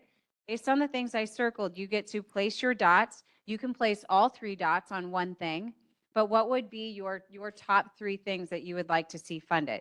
And with this instruction, you need to don't try to be tricky and like half dot it between these 2, okay? Don't make me guess. Like get it close to the thing. And if we're having trouble, like as these ones get closer down here, I can draw some lines to make sure I want to know where your dots are being assigned to, okay? So let's see, staff use the blue dots. Council use the green dots. And you get 3. You get 3. This is an honor system. I gave you a whole sheet. Oh, let's do this. Let's go a step further. Take a marker and put your initials on your dots. Yeah. Ooh. Accountability. Accountability mechanism here.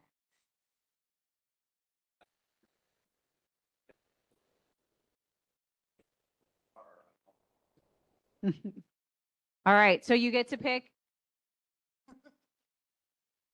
You can. Yes. You can.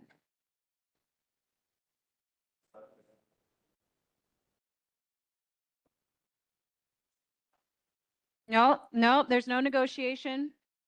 You cannot cut your dots in half. There's no half dotting. Yeah, Get that out of the way. be clear. Sure. Yeah. There's also no selling of dots to your friends or neighbors. Yeah. Yes, you can. I said they could.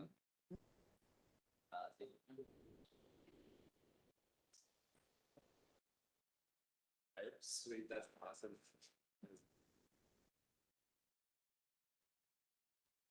I have one. Thinking you're going to read it on. Where looks it at? Wait, did Sarah say we should do that? What's that? Yes. Oh, Mary missed that.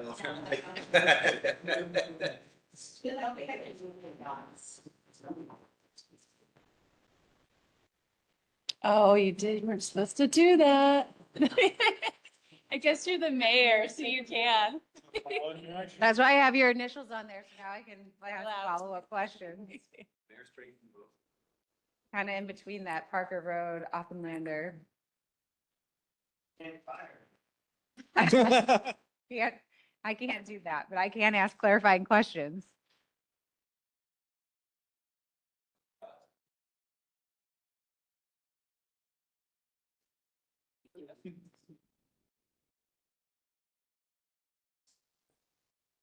The selfie. I know what it is. I've taken them before myself. It's from my cousin, who's just gonna be hiring. Can't join me. Oh, he's holding his docs too. He's holding everything. I'm going up now. I was just waiting for the line to die out. Are you breaking any ties? I would. Sign? Yeah, I was just waiting for the line to die down. No, it's not. I think. I did not put up there for like a thing, because we're looking at that as a funding tool. Does that make sense? We will get, I know, I don't want you to waste a dot. We are going to get conversations about that, but.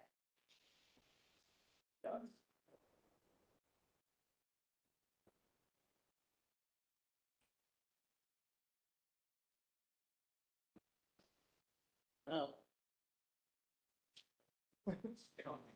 There's always the dot. We have the people who wait last. They want to see, yeah. How to best leverage their dots.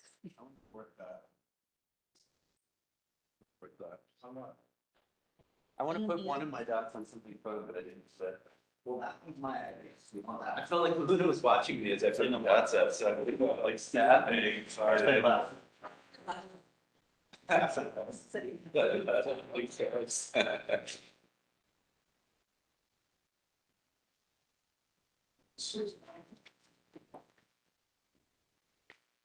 Okay, do we have everybody's dots up?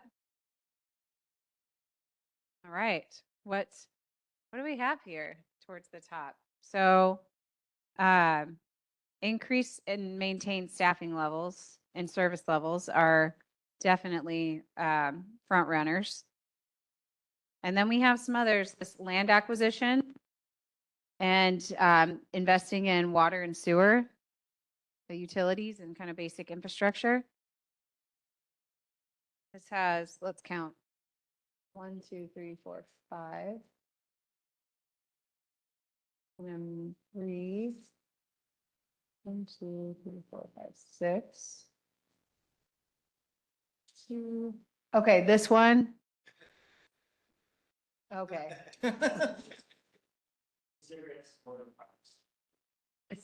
Okay. 1.5. Said you couldn't do that, but you're right. I can't fire you. So. Okay. All right. And then we've got one here. Thoughts on this? Does this reflect what? How many? 2, 4, 6, 7, 8, 9, 10, 11, 12. 2, 4, 6, 8, 10, 12, 13.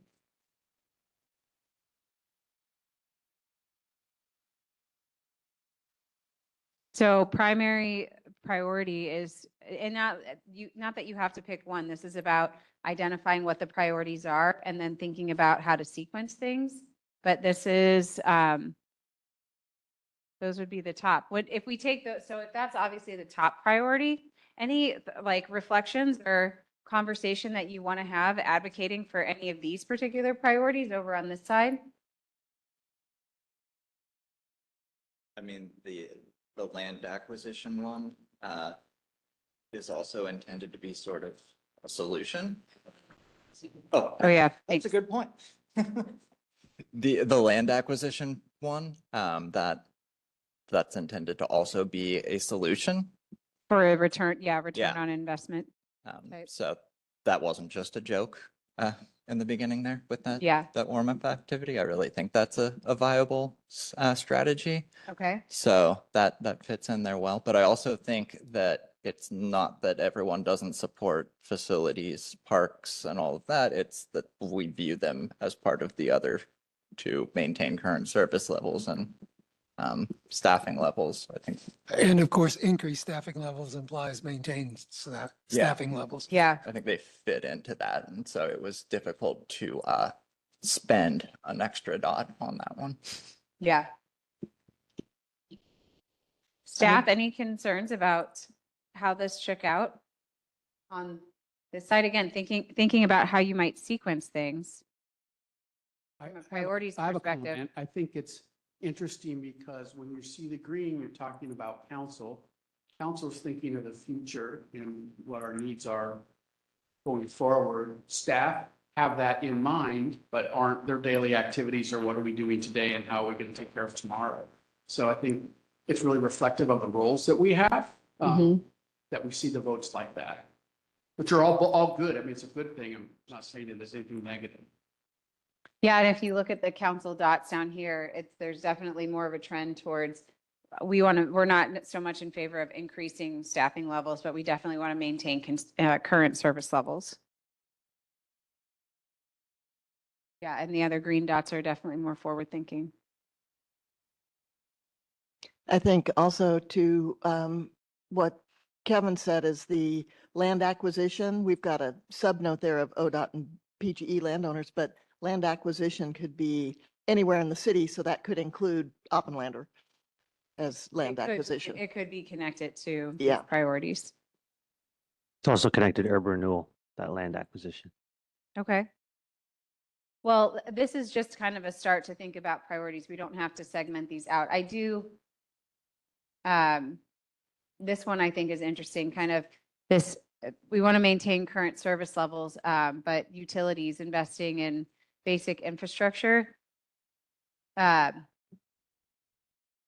seems important because because it gets to, I guess it gets to service levels. If you don't make those investments, how long can you defer until you start to see like your, like pavement condition index starting to decrease because you don't have the funds to maintain your streets at the current services. So I don't know if there's anything that staff wants to highlight about that particular. I was going to say something very similar to that. And that's why I went with that versus like land acquisition, which I also think is really important. But I'm also like, if we can't maintain what we currently have, then really should we be getting more stuff that we then also have to maintain and spend money on? So that's why I went with that instead. And I think that if we don't have the basic services like water and sewer, that is going to be a problem, a big problem. I also, though, although that is true, land acquisition doesn't always need to be thought of as a sole ownership. It could be a partnership, a public-private partnership where the city is the owner of record, but it's a partnership where the upkeep or development of the property is not actually on the city. And could also be used as leverage. So the city owns a property and then can put some restrictions or limitations on how that's developed and then sell it to a developer. So then the city doesn't own it anymore, but we get the revenue from that and we get built an amenity that we want. Okay.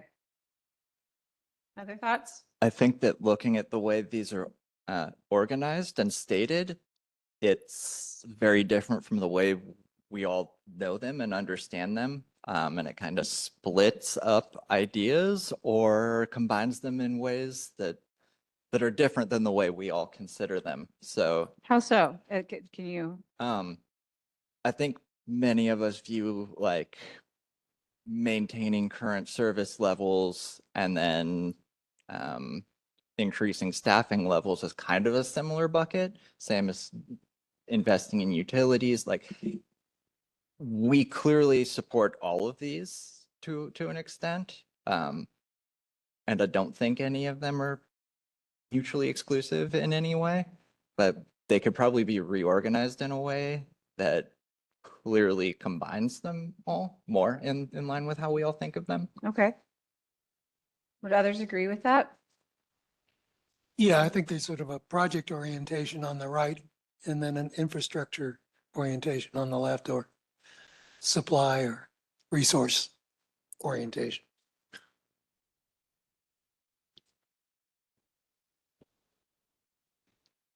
When we're talking about the cost of these things, we also have things that are much larger cost and require a bigger bucket. But if we can't maintain the current service levels and even increase staffing, I see the increased staffing and maintaining as two different things. Maintaining is what I feel like we absolutely have to do, and increasing would be a really, really nice to do.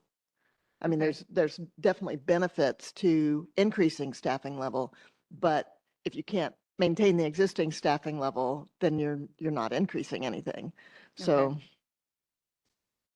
Well, one interesting thing about the maintain current service levels is that the future deficits that are projected are a bit unknown, right? We do our best guesswork on cost trends, on labor cost trends, on cost of materials trends, on tax revenues, and it looks not great.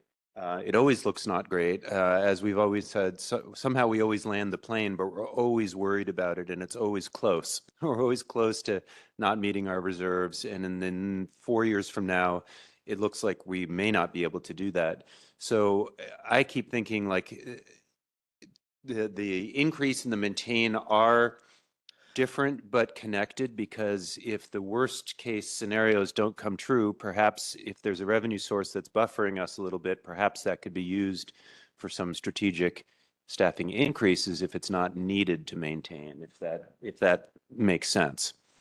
I think it's two different storylines and it's two different facts, but it would be nice for us to put the worry about the future deficit behind us so that we could think about where do we go from there. Well, while we have this list up here, Sasha and I are going to shift this to the back because I do think we might need to reorganize our projects a little bit. But while we're doing that, I know there's examples from other communities. We talked about this, that this is not, the things that you were talking about are not out of the realm of possibility. This has happened in other places. And I thought maybe staff could allude to a few examples while we shift this paper and get a new sheet up to refine our ideas and start our refinement of prioritization. So you guys want to share some of the examples that are milling around in the metro? Yeah, I think between us, we have a variety of things that we know about that communities do.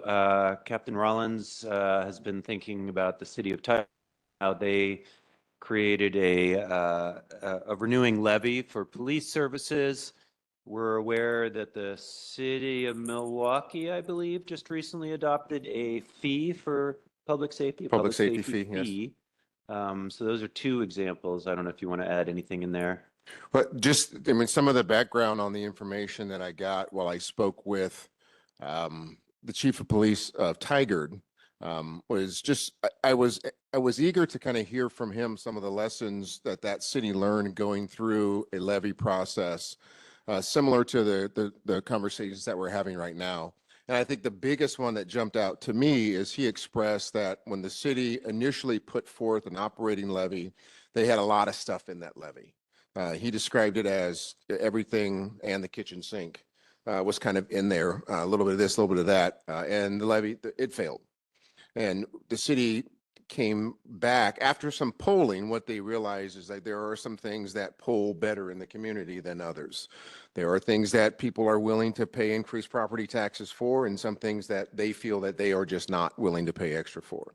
And so they came back and very narrowly focused the next levy that they put forward, and it was literally a police services levy only, and it passed. And then when they came back to do that was in 2020. When they came back to do the renewal in 2024, they asked for a straight renewal. They asked for it a year early. They called it a public safety levy at this point, and it passed again with a 78%, which is that's very high. And so I think the lesson that Tiger took out from that and what Chief McDonald expressed to me was that you have to be very intentional and very aware what extra services or what services your community members are willing to pay extra money for. And then once you can secure that funding, is then the city figures out how to be creative with that additional help in order to do other things within the city and focus on other city priorities that may not be as popular when it comes to operating levies or things like that. And then certainly on the public safety fee side of things, yeah, we know that Milwaukee just passed theirs. I believe it was in August. And when I saw kind of the printout, I think the biggest lesson, the biggest takeaway that I took from their messaging is you need to be very, very concrete in what the community is going to receive for that public safety fee. I think the worst thing you can do is be ambiguous about that or be a little murky as far as what am I getting for this extra fee. So they were very specific and outlined each position, position by position, and they branched out a little bit. They actually used some of it because it was public safety. They had some extra funding going towards BHU. Which is a huge need in that city. They also had another position, I don't remember off the top of my head, that was a little bit outside the realm of just police. But it focused on police mainly, but it was just very specific in the actual positions and the actual services that the community could expect to receive increased over what they were receiving now from the fee. And I think that those are the two big takeaways: is focused and responsive to what the community is willing to pay for, and then very concrete about what the community can expect to receive for any increase in either a fee or a tax or something like that.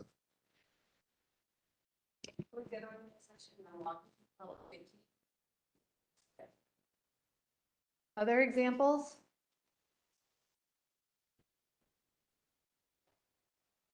Milwaukee also had a safe program fee, safe access for everyone, which was geared towards sidewalk infill.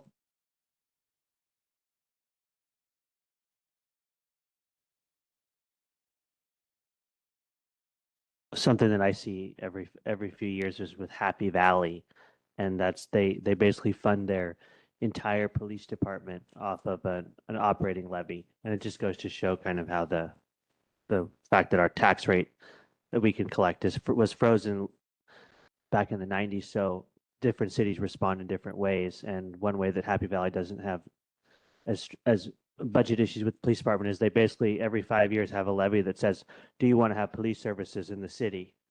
And then it passes overwhelmingly. So then the police department gets funded that way. So it's interesting. But we have to remember history.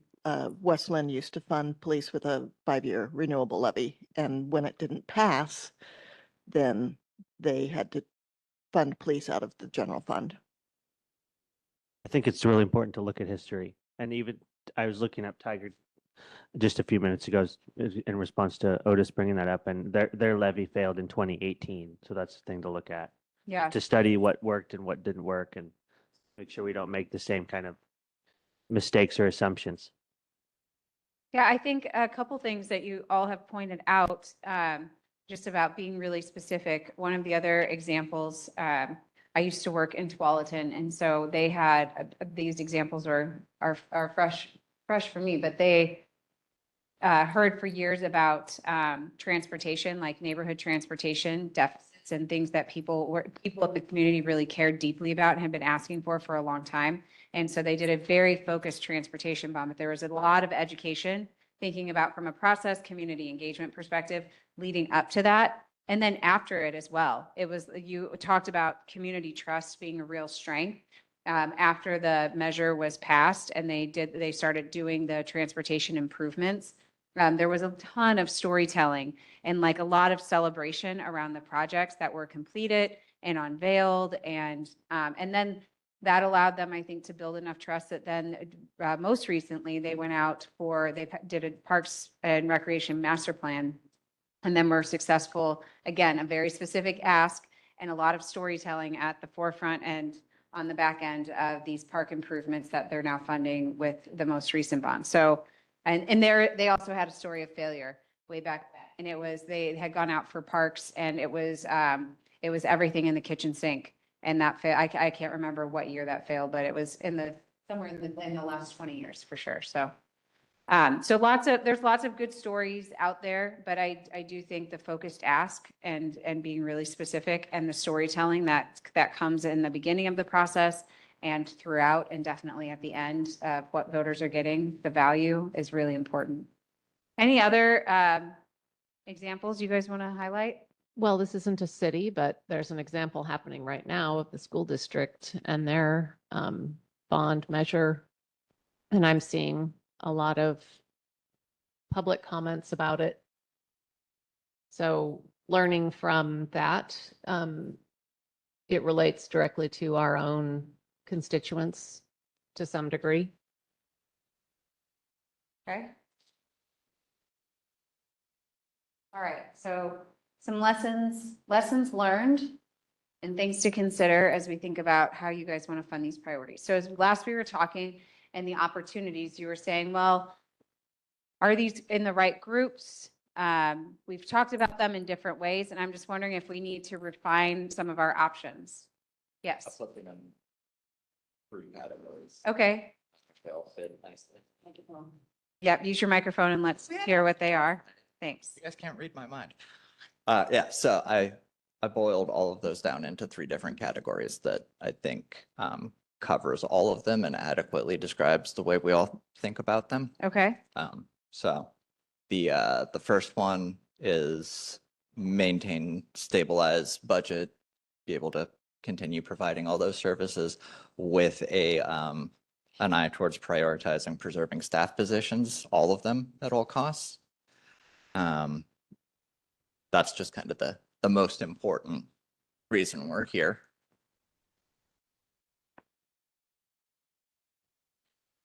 Go ahead, I'm listening. The second one is adding staff positions. And also, of course, including whatever we need to for retention and keeping people happy and around. But all of those positions with public safety, parks, et cetera. So more people, basically. And then the third one is broad, but it really does all fit together. And that's kind of land, facilities, and infrastructure. So that includes things like Oppenlander Phase 1 of the rec center, maybe doing something with the Bolton Station, maybe something with the Willamette Falls Drive property that we've discussed obtaining from a developer. I've put in there pedestrian safety improvements, water system maintenance. And of course, these things don't all have to be funded by the same source, but I just view them as part of this bucket. That also includes projects like waterfront development, if we get opportunities for that. It allows for shifting the cost of the public works facility, so we can free up that general fund money, because that's a facility, so fits in there. And then also just like emergency disaster preparation and those sorts of. So can I ask, these would be 3 things that you would go out to the voters for? Those would be the 3 priorities, 3 categories of priorities, I guess I would call them. That's how I split them up. We need to stabilize, we need more people, and then we need more things and to take care of the things we have. Yeah. Yeah, I think clearly maintain and stabilize the staff levels, adding staff are of interest to the council and to the staff. But I think that's a very tough one to sell to the general public as a goal. On the other hand, I think there's one specific projects, which I think land, facilities, infrastructure talks about. Yes, that's something, although I think we have to get a lot more specific, can be sold. But there's one more category, which is basically service levels, for example, police services or park services, and that can be sold. to the public if we're specific. So is that under maintain and stabilize? That's where Like I'd put it. clerk Services and. Well, I want to services? distinguish between sort of our internal goals and what can be sold to the public. Because I think the first two are basically internal goals. I'm not saying we don't do them, but I think they have to be sold in a different way. Yeah, what are thoughts on these three broad categories? Is it specific enough to the voters? I mean, I think service levels are a fourth category. Yeah, okay. I mean, I guess I looked at what is the cost of, like, what is that expense? What does service level mean as an expense? And I guess I view that as cost of staff mainly being the biggest expense. And so that's. It is. I think there is connectivity. I think you're getting to a refinement of how would the public understand that? And if you're just saying maintain and stabilize, that is what you're doing, but that's not specific enough. And that might not be something voters would support. But but you're saying, and we talked about this as a strength, like there's a real sense of community pride around your green spaces and like the parks that you have here. They're well loved. Being just down the street in Lake Oswego, I come down to Westland all the time. I love the parks in Westland, so we're park users. But so I think they're well loved, and then public safety is something that resonates with people. People don't want to they don't want to be unsafe. Safety is a primary concern, I think, across the metro, and it's important for quality of life. So, what I'm hearing you say is that's what the voters would understand. Yes, But it does tie into this. of course, but I'm just saying that's It's kind of a fourth. It's its own thing. Yeah.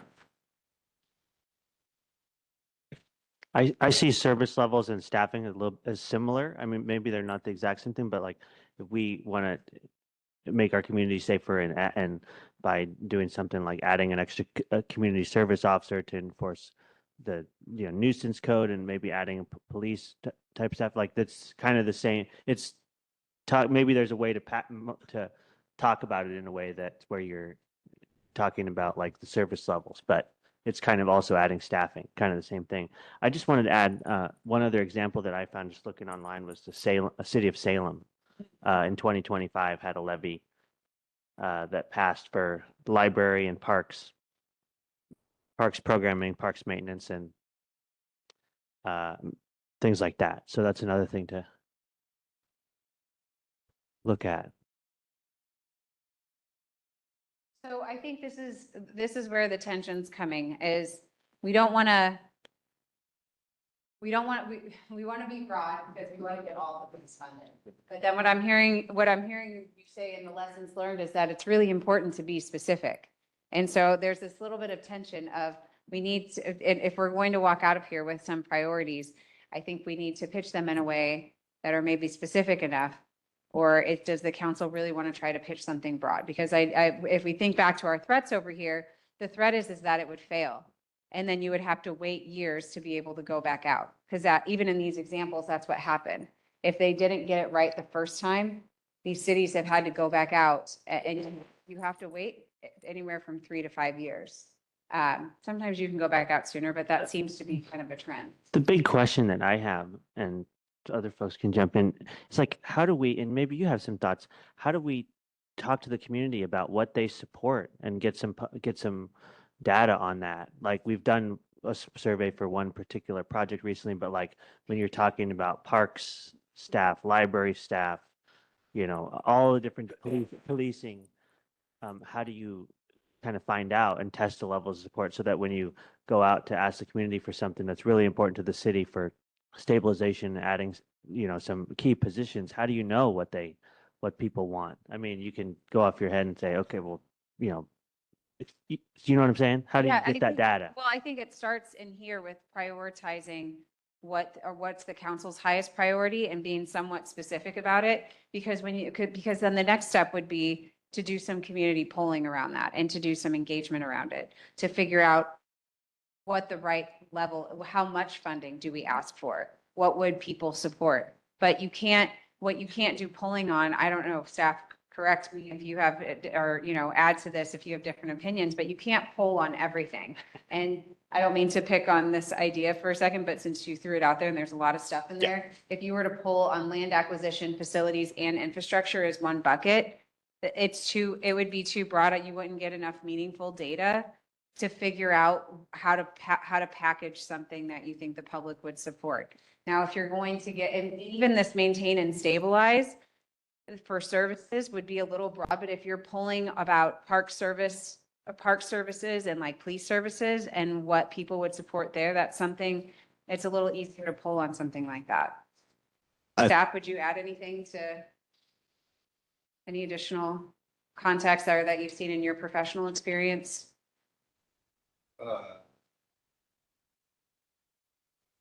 No, I mean, I agree with that. The more specific we can make the question, the more useful the feedback is. We've done some general level polling before, and it's tough to interpret sometimes. Sometimes I feel like there's a category of things that is just like our obligation to do and to identify what the things, how you would get those done. So like the maintain and stabilize, I feel like that's sort of the obligation of all of us in this room to actually just provide it and to provide some leadership on how we're going to do that. I always talk about it in public. I always talk about it as services, not about staff.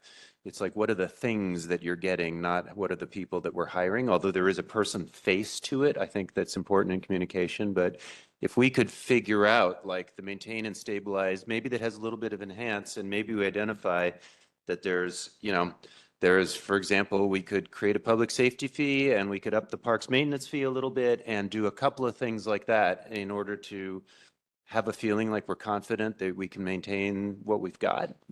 Then maybe we could move on to the other categories, break them up just a little bit. So you've got services on one side and you've got, projects and facilities on one side, right? And if you could identify a couple of those facilities that we wanted to prioritize, those are the things that might even be easier to test with the community. Yeah.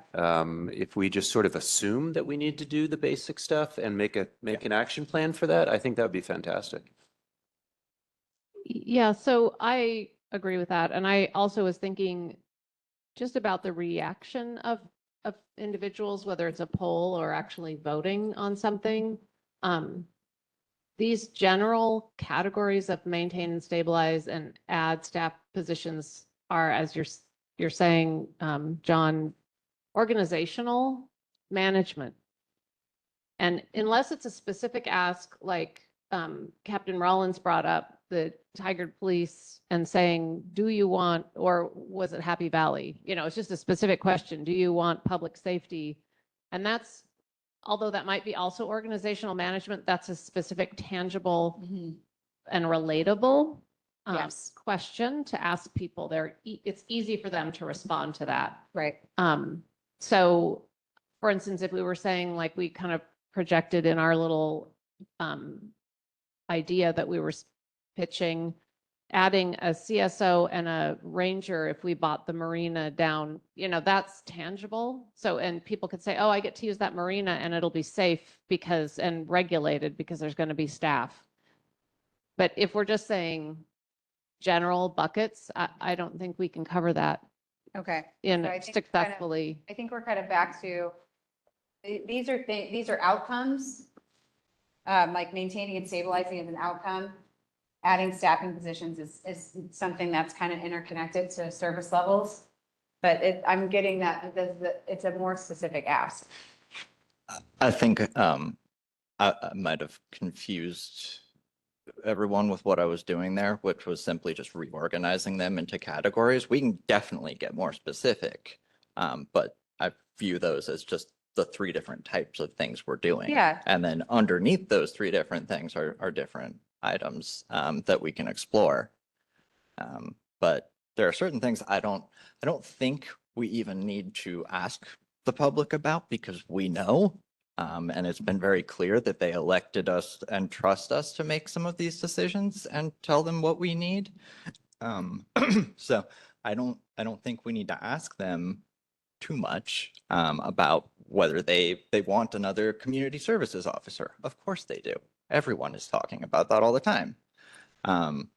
It's some of the other projects that I think we we need feedback on. We got some responses to the Offenlander survey this week. I think a lot of us were surprised at the amount of people willing to support a bond if that were necessary. So it's things like that, more specifically, that we don't know. We couldn't accurately hazard a guess at.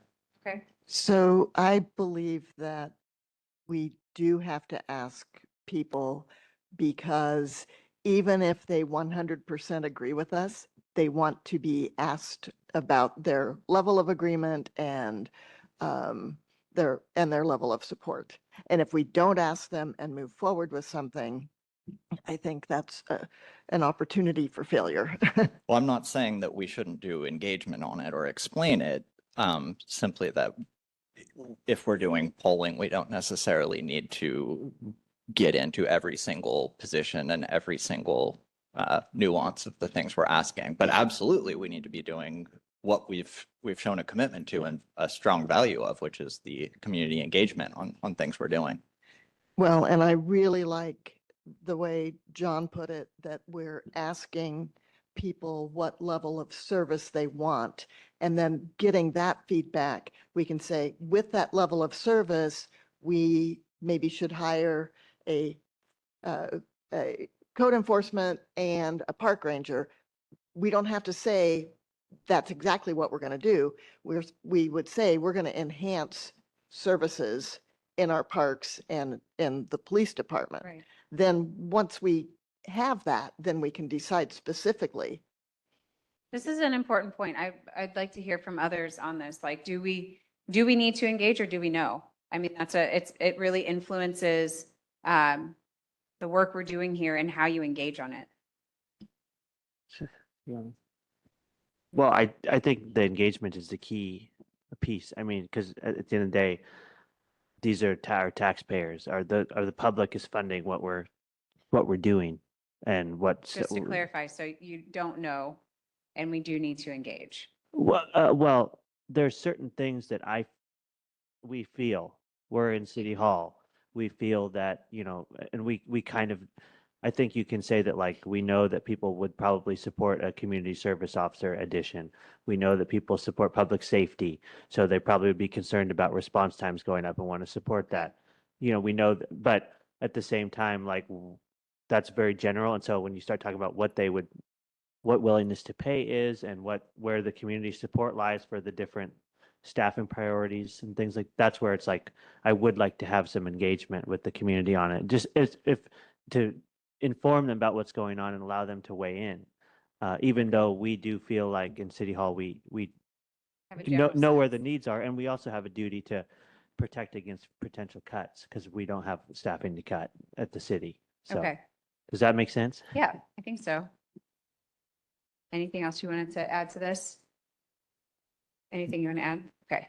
Yeah, All I right. mean, if we're trying to figure out what people support, we can lean into our strong culture of community engagement and hold forums, open houses, meetings, live streams, all sorts of things to engage people. Yeah. And I think we can build a really strong consensus from that, and also be able to talk about a large number of different options in that process.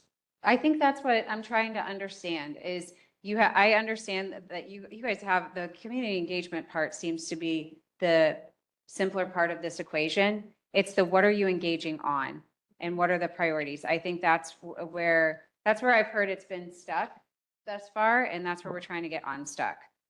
Are we engaging on this whole list of options? Because that could be tough. Or are we prioritizing? I mean, one of our goals here was to maybe prioritize these things, and that is what we would engage on, of the top priorities. Yes? I definitely think, like, agreeing with what John said earlier, just about talking about service levels. I think that's an understandable thing for folks to be able to weigh on. Like, if we ask people, do you feel that we need X staff position? They may not be able to say, but if we talk about it in terms of, different functions that we do as a city and their thoughts on that, that could be a way to do it. And we've also talked as city council about the staffing issues, and then there's been some focus on a couple of parks projects. So in my mind, I've seen like the potential to talk about the level service levels and some a parks kind of potential fund package. But that's just only been my thoughts. I'm just putting that out there for everybody to weigh on. And I appreciate everybody sharing their perspective. And I think John had his hand up.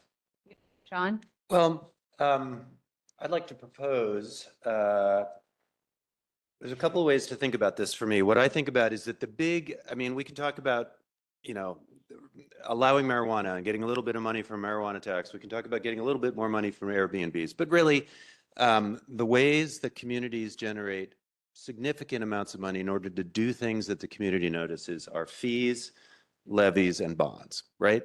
And so I wonder if we could, as a group, think about, like, are we interested in exploring all three of those, two of those, one of those? If it's all three, is it a sequence? I think it would be, what I would love to see and would love to be part of is like a West Lynn financial stability and community enhancement strategic plan, right? And so what we're all agreeing is that in 2026, we're going to stabilize our existing services using fees that every property pays, for example. And then we are going to look at how we would add amenities to the community, possibly through levies and bonds. The levy could be a renewing levy for a particular kind of enhanced staffing.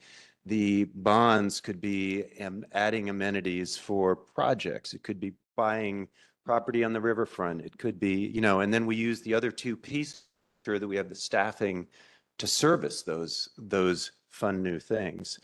But I think if the community could see a plan out of this group, where we say in 2026, we're going to stabilize these things, that you continue to receive great police services and that your parks are mowed and that we're shelving books and providing materials and all of those things that the city does. And then we're able to maybe even at the same time start exploring some bigger picture ideas for the future of the community, but giving the community and all of us on staff the confidence that we can actually staff those things that we're proposing to add The in. other big ideas. Yeah, so I just think of it as like a plan. And if I was, I am a community member who's going to vote on things. I would love to see the whole plan rather than be sort of shown a little piece of it at a time. And there's another thing. And there's another thing.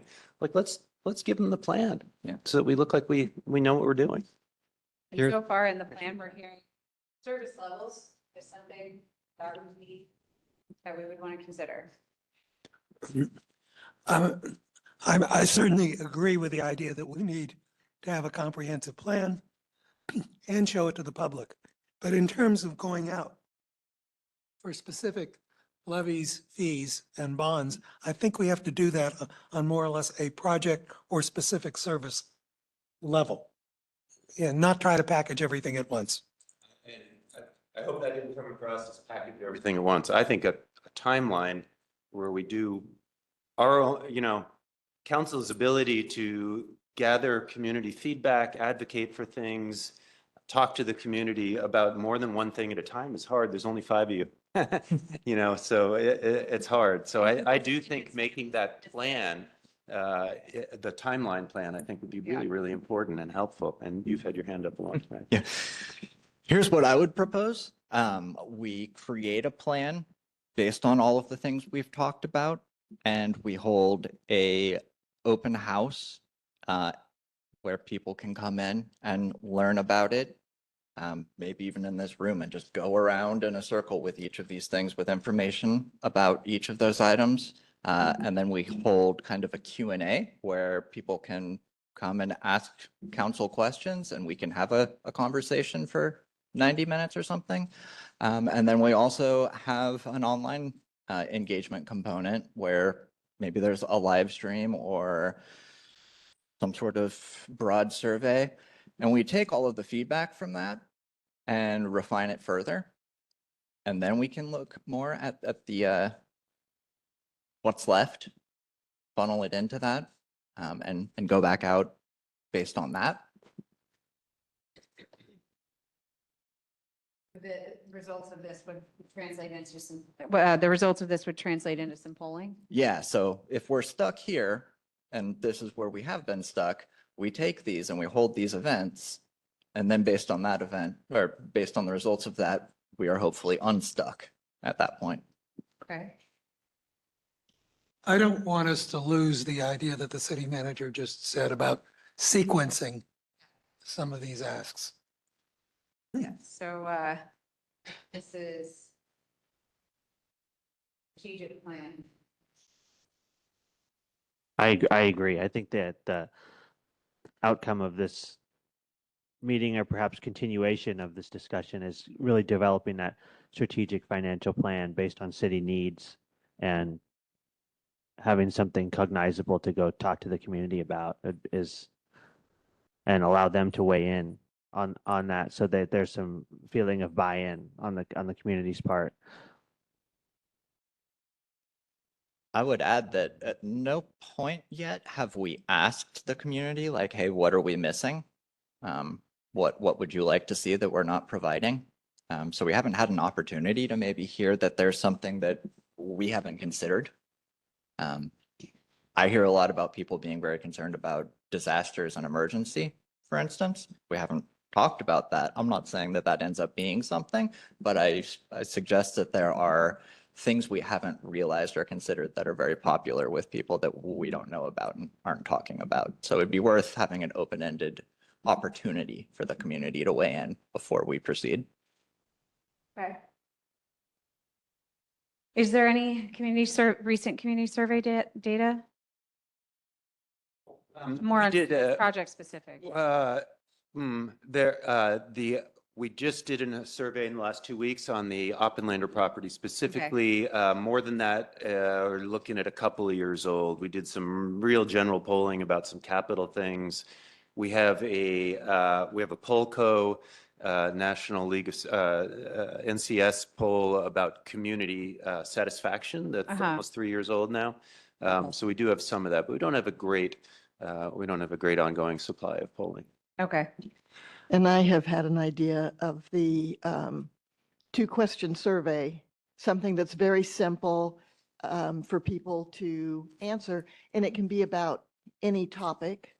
And it could be sent out with the weekly email communication, or it could be a link with a QR code on the utility bill, or just on the city website. There's a lot of ways that you could get it out there, but it's just 2 questions. And then we can start, we can ask questions about, do you use City of Westland parks? Have you engaged with any of the things that are being planned? Or it could be things like, do you think we have sufficient policing for people speeding or breaking traffic laws? I mean, there's a whole lot of things like that that you can ask about that would then narrow down or get some feedback from the community as to what they're expecting. And then you could also have questions that would lead us to what they would be willing to pay for if they're not getting what they expect. Yeah, an alternate approach might be some sort of survey that really electronically models our little process of putting dots on projects and services, and let the public, basically, each respondent has 3 votes or 3 virtual dots and puts them against a list of projects and services. Yeah, I've liked that idea. And actually a digital take on it that I had was modifying like a Shopify store or something like that to create an online survey experience, kind of, where people can go through a list of the things we're considering and learn all about them and add them to a cart, so to speak. Kind of repurpose maybe even the reviews section to get feedback individually on them. But basically it provides a menu of the things we're considering and allows people to then show which ones they support. Do you mind if I hop in? Could I hop into this conversation just Oh, yeah. briefly? Yeah. Hi, Danielle Choi, Community Relations Coordinator.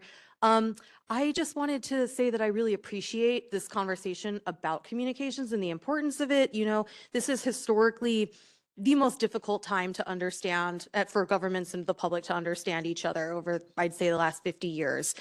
We're in an epistemological crisis. There's an information crisis. You know, there's alternative facts abound. It's just a really hard time to have any kind of conversation, let alone difficult conversations about, you know, to get an appropriate understanding of what true priorities, you know, our public care about.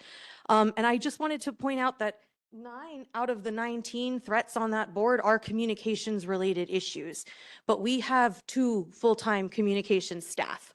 So while these surveys and the polls and all this wonderful engagement, you know, are things that I think we can and must pursue, we do have resource limitations as far as the kind of proactive communication that's being asked for or would be required in order to get good data and have those effective conversations. You know, we spend a lot of our time doing reactive communications. There's a question that comes in, there's a problem, something happens, and we end up kind of chasing our tails trying to, you know, address something rather than getting out ahead, having, you know, years-long public information campaigns where you can make sure the public has understanding before an issue comes up so that they can, you know, then prioritize and decide and answer the questions we ask of them. So I just wanted to thank you for having this conversation. I appreciate it. Okay, thank you. Yeah, so some of the communication strategies you're talking about is probably above and it will require additional resources above and beyond what the mighty small but mighty communications team is already handling. And to that point, let's say we do my little 2-question survey, somebody has to look at that data and figure out what it's saying. So Yes, with any of these things, somebody would have to do some data analysis. Yeah, putting together an open house. People think open houses are great and easy, but there is a lot of work that comes into putting it together and then getting people to actually show up and get meaningful input. So Yeah, they're only as robust as the information we can source from people, and we can't make people come. yeah, all of these things require resources. Just going off of that, I mean, were you done, Mary? Oh, I mean, we have this amazing newsletter that goes out. I'm thinking more about the one that goes to every single household in West Lynn, but we were able to do that in a really, really cost-effective way. So I don't know how if we could leverage that, some sort of tool that goes out to everybody to kind of get some feedback. Well, I think all of these are good ideas, and I think you would want to utilize all of your tools that are at your disposal. I don't think there's one of these tools that's better than the other. They're going to capture different audiences. I think what I'm hearing from this group is that based on the list we generated back there and kind of our sticking point when we tried to talk about it here about what are the priorities, I'm getting a sense that you're not ready to express your priorities yet. You want some preliminary data that does not involve polling. We're not ready, like, in order to ever get to the polling step to figure out what you would put go out for a levy, a bond, or a fee, that you want to first have some preliminary community data. Is that what I'm hearing? Am I hearing that? Oh, this is a question for council. I'm seeing a trend, but I need you guys to confirm that that's true. You want more data before you're ready to fully express priorities. I think so far we've seen polling data on specific projects, but we haven't seen comparison of projects or comparisons of surveys of services. Megan? This might be food for thought, but I was just thinking when I was reading this, maybe this might I hope it ties in. Like we have a parks master plan that's already been vetted, that guides what the priorities were currently at the time. It already has our service levels. It has that expectation from 2019. But is that where you start? I was trying to think of other departments with some of our deficiencies in service levels. We have some data that we've already approved. How do you start with that? And then when you start looking at the other wants, is that where you go for the community questionnaires? Like we've already got these documents. How do we use them to move things forward that were already approved? Yeah. So it's maybe just a big balloon question. No, it is. That's an important consideration. All of the projects that you do typically come with a significant public engagement component to it. So yeah, in a lot of places data does exist. But what So this is, I think, where councils can sometimes, it can be, it's hard. You're making a big ask. You're asking the community to have a difficult conversation. And so do you rely on the community engagement data, maybe that already exists as part of some of these planning efforts? Or are we going out and asking for more? I feel like we have a leadership role in like telling the story, and as a whole city staff and city council, like what are our needs, and what do we need to fund? And what I'm struggling to think about in my head is, the difference between the fee and levies, and a levy and a bond measure, from the standpoint of the fee is adopted by the city council. The levy and bond has to go out to the voters. So how do you determine which one of these sources to use is what I'm trying to, and like what goes into which bucket. I mean, I personally think of like taking care of maintaining our current staffing levels is the key critical thing that comes out of this. And how do you do that? I mean, is it a fee or a levy, type of thing? So Can we talk about some of the funding sources for a moment? Yeah. Can staff just give us a rundown? Yeah, we can, for sure. You have the resource. We're, sheet that's- we're happy to do this. I just made this as I was thinking about it. So I have services, basic infrastructure, and amenities. And so we can debate about what's an amenity and what's a basic infrastructure. But if you think about it, the most common way that communities fund services is fees, charges, or renewing levies, right? So those are the tools you have available there. For basic infrastructure, it's utility fees generally, or bonds to build stuff. Obviously federal grants and state grants, and but the things that we control. And then on the amenities, grants and bonds. So as I was saying a few minutes ago, my thought is like build a balanced approach that uses the different things for the things that they are good at. And I do feel like there's, again, I think there's a ton of credibility in this room. I think you all, the 5 of you, have incredible credibility in this community. I think our department heads do as well.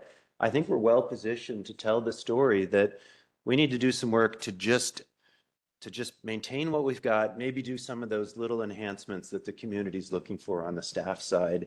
And I see that as why wouldn't we try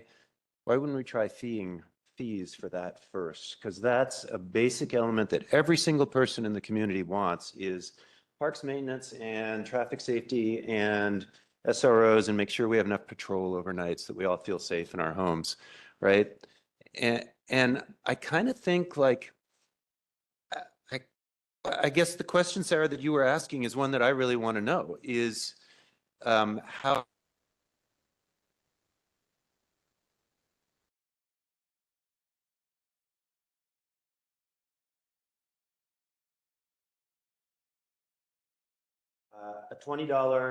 a $20 a month public safety fee, Lauren. Probably being enough. About $2 million a year. $20 a month public safety fee. You could stabilize and enhance police funding with a public safety fee. And that could be phase one. You could do that by July of next year. And then you could be talking about, let's make sure that we're taking care of our basic infrastructure. And you could start assembling a bond package maybe for a few amenities that you think the community would really like to see. If we had a couple of fee pieces in place, and I kind of think we could just propose that. What I'm hearing from you folks is that you feel like the community understands what the needs are, understands what they want, and that you could use some of your political capital to advocate for those in a way that maybe wouldn't even be all that controversial. I mean, when I looked at that Milwaukee public safety fee, I was Googling, like, who fought this? Who opposed it? They kind of just adopted it. And there were a couple of folks out there, there was some chatter on Facebook, but it kind of didn't go anywhere, it seems to me. They kind of just adopted it. And I'm not saying, I'm not at all, if anyone's watching, I'm not advocating doing things in the middle of the night or anything. Like, we would do it openly and publicly, but you would use your credibility in this community to do that piece, which would free you up to be able to talk about. Then staff could take some of our sticky dots off of the things that we're really super concerned about, and we could help you put them on the other things that you really want to do. That's why you got elected to the council. And I think we could assemble a plan like that we would all have to use our credibility. So Rollins and Mahuna would have to go out and really publicly explain how do we, what do these 30 police personnel that we have do, right? What do they do all the time? And what do our park maintenance workers do, right? There'd have to be some really smart communication about all those things. But I think with the experience and the leadership and the credibility you have in this room, I think you could do some of those basic things pretty efficiently and then move on to the things that we all really want to see. Maybe here's a question for staff. What direction would staff need to at least draft kind of this strategic plan and to shape this up for the council, maybe to give them something to react to? What direction do you need? Well, we need to hear what you think is important. We think that parks maintenance and you've heard us talk about some of the pieces that we think we're struggling to provide. I think we would need to hear you say, yeah, I think parks maintenance is my number one, or patrol and traffic safety and community service officers my number one, or these 6 things are my number one. That how could we put them together? So some direction on the pieces. I never envisioned this morning that we would get into how many patrol officers and how many CSOs and how many park rangers, but just like the bucket of things, because we know the cost of that. Lauren's got a spreadsheet up. I'm shocked. But we can get you those. We can get you those pieces. But I think we also want to hear, like, if that's not where you want to go, we need to know that. We exist to do what the council wants to do. And so I'm always leery of pushing too hard, right? So I want to know. Can I just make one comment? Were you finished?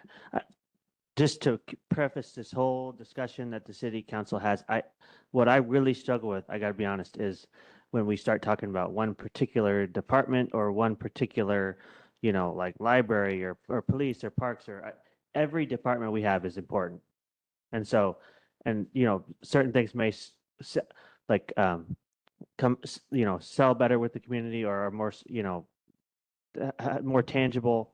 But I really struggle with saying, oh, we should do parks or police or library or IT just because every single department's important. And so I hope that as we kind of get into the difficult aspect of communicating about what we support, that everybody keeps that frame of mind, that we have a very difficult job to do on this, but also just we support everybody as a city organization.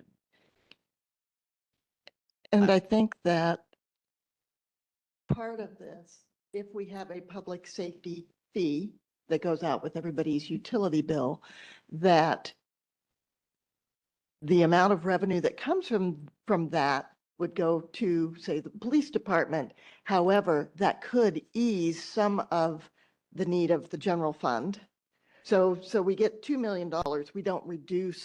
We don't take 2 million of general fund away because we're trying to enhance, but we can take a few $100,000 that doesn't have to be funded from the general fund that can then fund other things, other departments throughout the city. Yeah, think about it like a pressure cooker. You're releasing a little pressure. Yeah. So what I think would be helpful from staff, and is already partially done, we have that memo with the list of positions and salaries attached to them, but it would be useful if we could see the cost of what stabilizing, we have a range, I guess, of what the stabilization could mean, but to also bring things up to the expected level of service. What is the cost in that? What is the cost of the deferred maintenance on facilities and parks?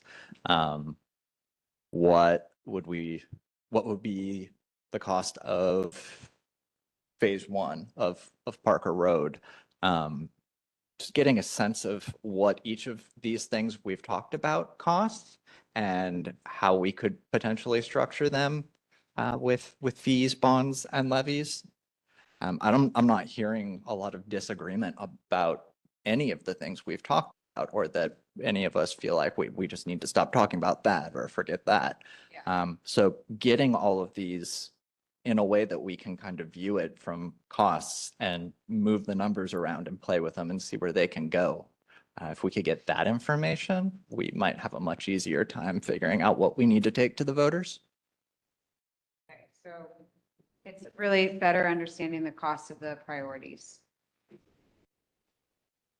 And so with the fees, we need to communicate that, but that's up to council Yeah. to approve, and then it would be added to the master fees and charges. As John said, it could be in effect as early as next July 1.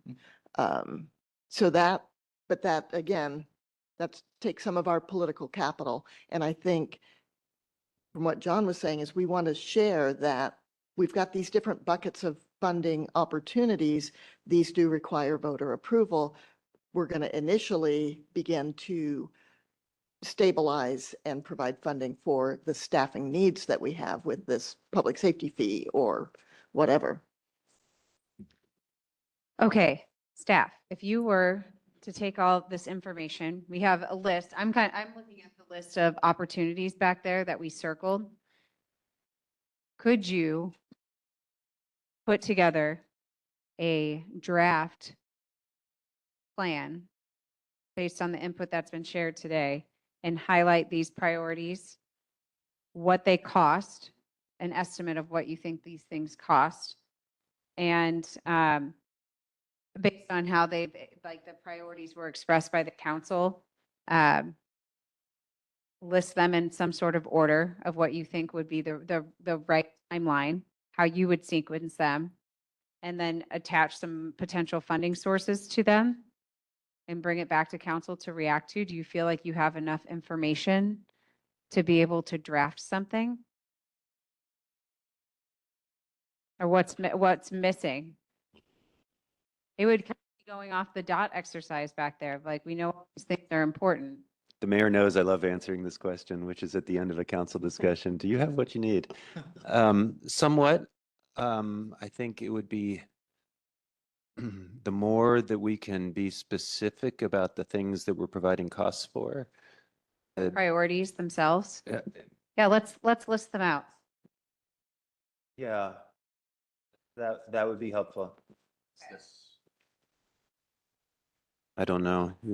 I mean, we've talked in the past about maintaining service levels, protecting against cuts, and then we've also talked, we saw the dot exercise, a lot of talk about increasing key staffing for things like our departments of one, the CSO, and different across the city. There's those things. So what would what would the range be of the cost for that, so that we can talk about it? Take it to the community? We have presented council over the summer with information about the cost to stabilize and the cost of some of the staffing needs that we have. We put together a list of potential police positions, of potential parks positions, a library outreach. You know, there was a list. And it had some projects, starting just with the services though. On the service side, we know that. Easily translate that into, for example, if it was 100% fee or 50% fee or whatever. That part is easy. If I'm not hearing anything different in terms of which positions you would like to look at, we already have that. In fact, Lauren could talk about it right now, because we could dig it out. It's the amenities. I think it's the amenities, the projects that are a little harder. Let's talk about the amenities. So looking back at our list, you guys talked about there's the Parker Road property, Oppenlander, the community amenity on the waterfront. There's the asset management component to it, which I'm not sure if that's services or amenities. How would you categorize asset management? That was mine, trying to be able to generate the actual cost for what you're asking right now, like actually having an evaluation of our buildings and knowing what their longevity is. So this would be like infrastructure. It would be infrastructure, yeah. And the same thing with parks, speaking specifically of assets of 27 miles of trails and, 15 playgrounds and that kind of the hard goods we have in those areas. And their long-range planning for replacement and maintenance. Okay, so the asset management.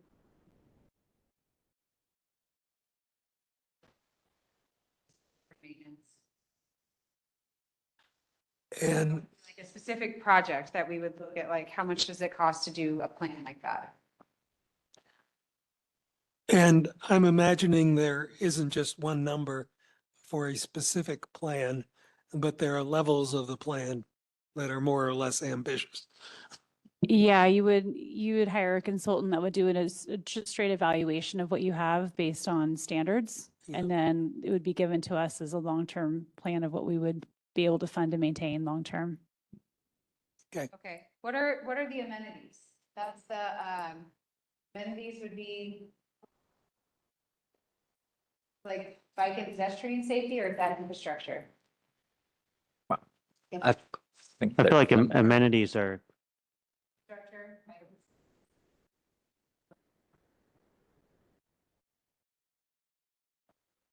Okay. Okay, hold on. Waterfront. Emmett Falls.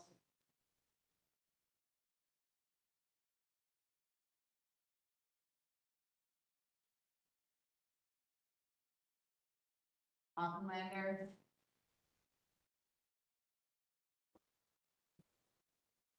And what was the last one? Parker Road. Parker Road, thank you. Any amenities that we're missing up here?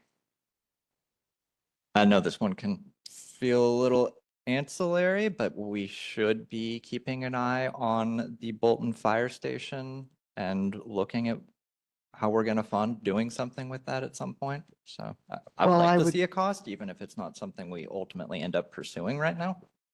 I would not necessarily put the Bolton Fire Station. I would put, what are we going to do with that location? But I think just land acquisition Yeah. in general, especially as it relates to the waterfront vision and the Vision 43. So the land acquisition would fall under the category of amenities. Yeah. And I see a heavy relation to the tax increment financing districts with land acquisition. And I do think with the list that you have up there, we have a good there's some timeline prioritization that can easily be done. I mean, some of those are longer term Yeah. amenities and some of those are more shorter term. Okay, so Thanks. infrastructure, the other ones we're missing infrastructure, we have the utilities, right? Water system. Which, do you want me to list this out separately? Utilities or water system, water and sewer? Utilities?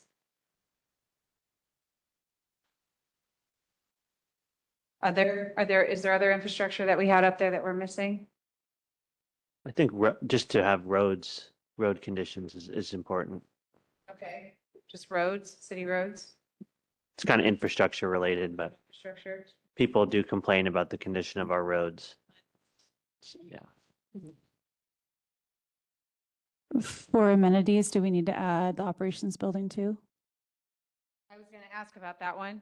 Is that infrastructure or is it an amenity? Infrastructure. Infrastructure?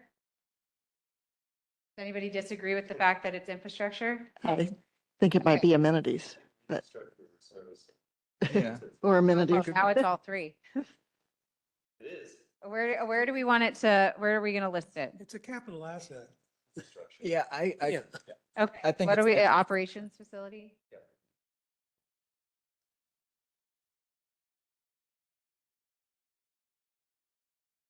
It also probably has different funding opportunities given what it houses, yes? Yep.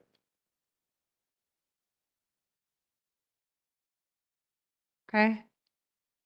Are we missing anything? Well, under services, yeah. I think we should talk about police, parks. Okay.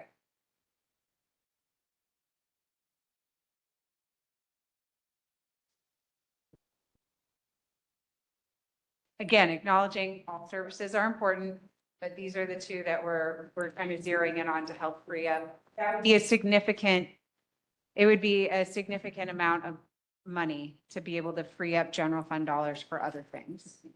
Yes? Can I add facilities in there? I know parks, but just so we know it's separate. I think what would be good under that one is if we could see what the cost is to bring every department up to what they believe their required level of service is. well, okay, to Counselor Groner's point, there are different levels of that. So like good, acceptable, fantastic, you know, Or in your dreams. yeah, or pipe dream, but also nightmare, and then just where we're at now. Are you thinking every department in the city or just, okay, It would be so, interesting to know what each department feels like that incremental gap is between being able to provide ideal and just good. Like, where's the difference there? And Facilities belongs under services because not new facilities. We're not talking about this. No, current maintenance of our existing facilities and not just park related. I'd say facilities maintenance. Oh, something. facilities maintenance, okay.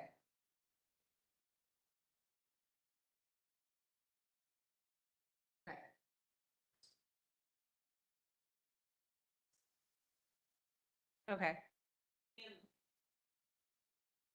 All right, are we missing anything? Looking back at our other poster, I think we've got all of all the things covered. Okay. So our next step then would be basically put together a draft plan for these priorities. Staff will guess at the timeline based at, well, they'll and make an informed just guess at the timeline based on previous discussions you all have had, as well as what they've learned today. They'll identify potential funding sources for each priority, and so that you can be able to assess the cost of these things and consider how they are proposing you sequence it. And then you'll be able to, that will inform how you talk about it with the community and how you engage from there. Some ideas we've captured here are to do an open house, a live stream and a survey, you know, asking the community about what they want, what are the expectations, what their expectations are. We've got, you know, this idea about this list of service options and, you know, adding those things to a shopping cart once we kind of understand what their costs are. You know, offering up simple like 2-question surveys to start gathering some input that way. And then also I listed up here at the council using their political capital to help not encourage people to participate and share their input, but then once you've zeroed in on what the ask is, knowing that will be part of your engagement strategy. Yeah, I want to get some sense of what the sequencing of some of these levies or bonds could be. I mean, one a year, is that a reasonable frequency for? we don't necessarily know what they are yet. Yeah. Like, I think it really depends based off of what's going on with the other taxing jurisdictions, how much each thing is, and if we're like building it on top of other things, because, you know, by the time you get to the third or fourth thing, it's going to get to be a lot. So, you know, you can say one a year, but then by the time you get to year 3 or 4, Oh. that's, you know, Understand that's a lot. plans are So, Subject to change, but yeah. So I think this exercise is kind of helping to understand what the staff would give you something to react to. And then council could then, I think that might be easier to be able to provide specific direction on how to engage the community. Yes? Okay. Staff, how are we feeling about this direction? Is this doable? To draft something up these are the priorities. We'll look at what sources could help fund these things. Do you want any other polling or data from them? I have a picture in my mind about what I would return with, using my dial of friends over here to help me do it. I do have kind of a picture. I think it's going to be general, and it's going to, well, I'll propose some things, but we'll need to work on it. It's almost like you need another one of these once you have a draft thing in mind in order to really select the things that you want to move forward on. because I would want to do another, I think I would want to do another iteration of this before we went out to the community so that you, I feel like this all needs to feel like and actually be like it's coming from our elected officials, not from staff. So we'll need your imprint on it to go to the community with it. My plan would be, yeah, we could take each one of these, we can put some costs on it. We know a lot of the costs. Some of them are a little generic, but we could put some costs on it. I think we could bring this back reasonably fast, actually. But it'll have some specific proposals. Yeah, I think so. And maybe also tee it up with some specific questions Yeah. about what is the direction Yeah. we're Yeah. looking for from council? Because again, I'm hearing like maybe we don't want to engage the community on everything, but we want to select something that we want to engage them on and understand why we're picking this thing based on this broader landscape. Maybe. Yes, I'm looking for head nods. I was like that. Okay. Shake your head. And just looking at the list, like, I don't know, some of those, I think staff knows kind of what the key priorities are for the city council to evaluate. For example, I don't think you can put a cost on the waterfront but like you can put a cost on police and parks and facilities and some of the, the parks projects that we've been talking about and a few of the other things. So like some of the things are a little bit longer term.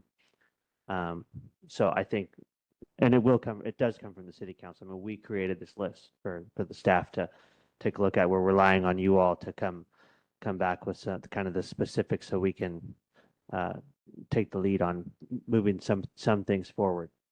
Well, well, just to clarify that one, the waterfront was this phase 1 amenity on the waterfront, not like a whole waterfront project. Is that that was what we talked about earlier. I wrote it differently on this page. What I was thinking of, since I kind of brought that up from what we were presented with last night in our meeting, or rather that was yesterday afternoon. What day is it? Time flies when your meetings are so much fun. Right. Well, we haven't met Tuesdays until yesterday was our first Tuesday meeting. so Okay. We normally meet Mondays. But it can be something as simple as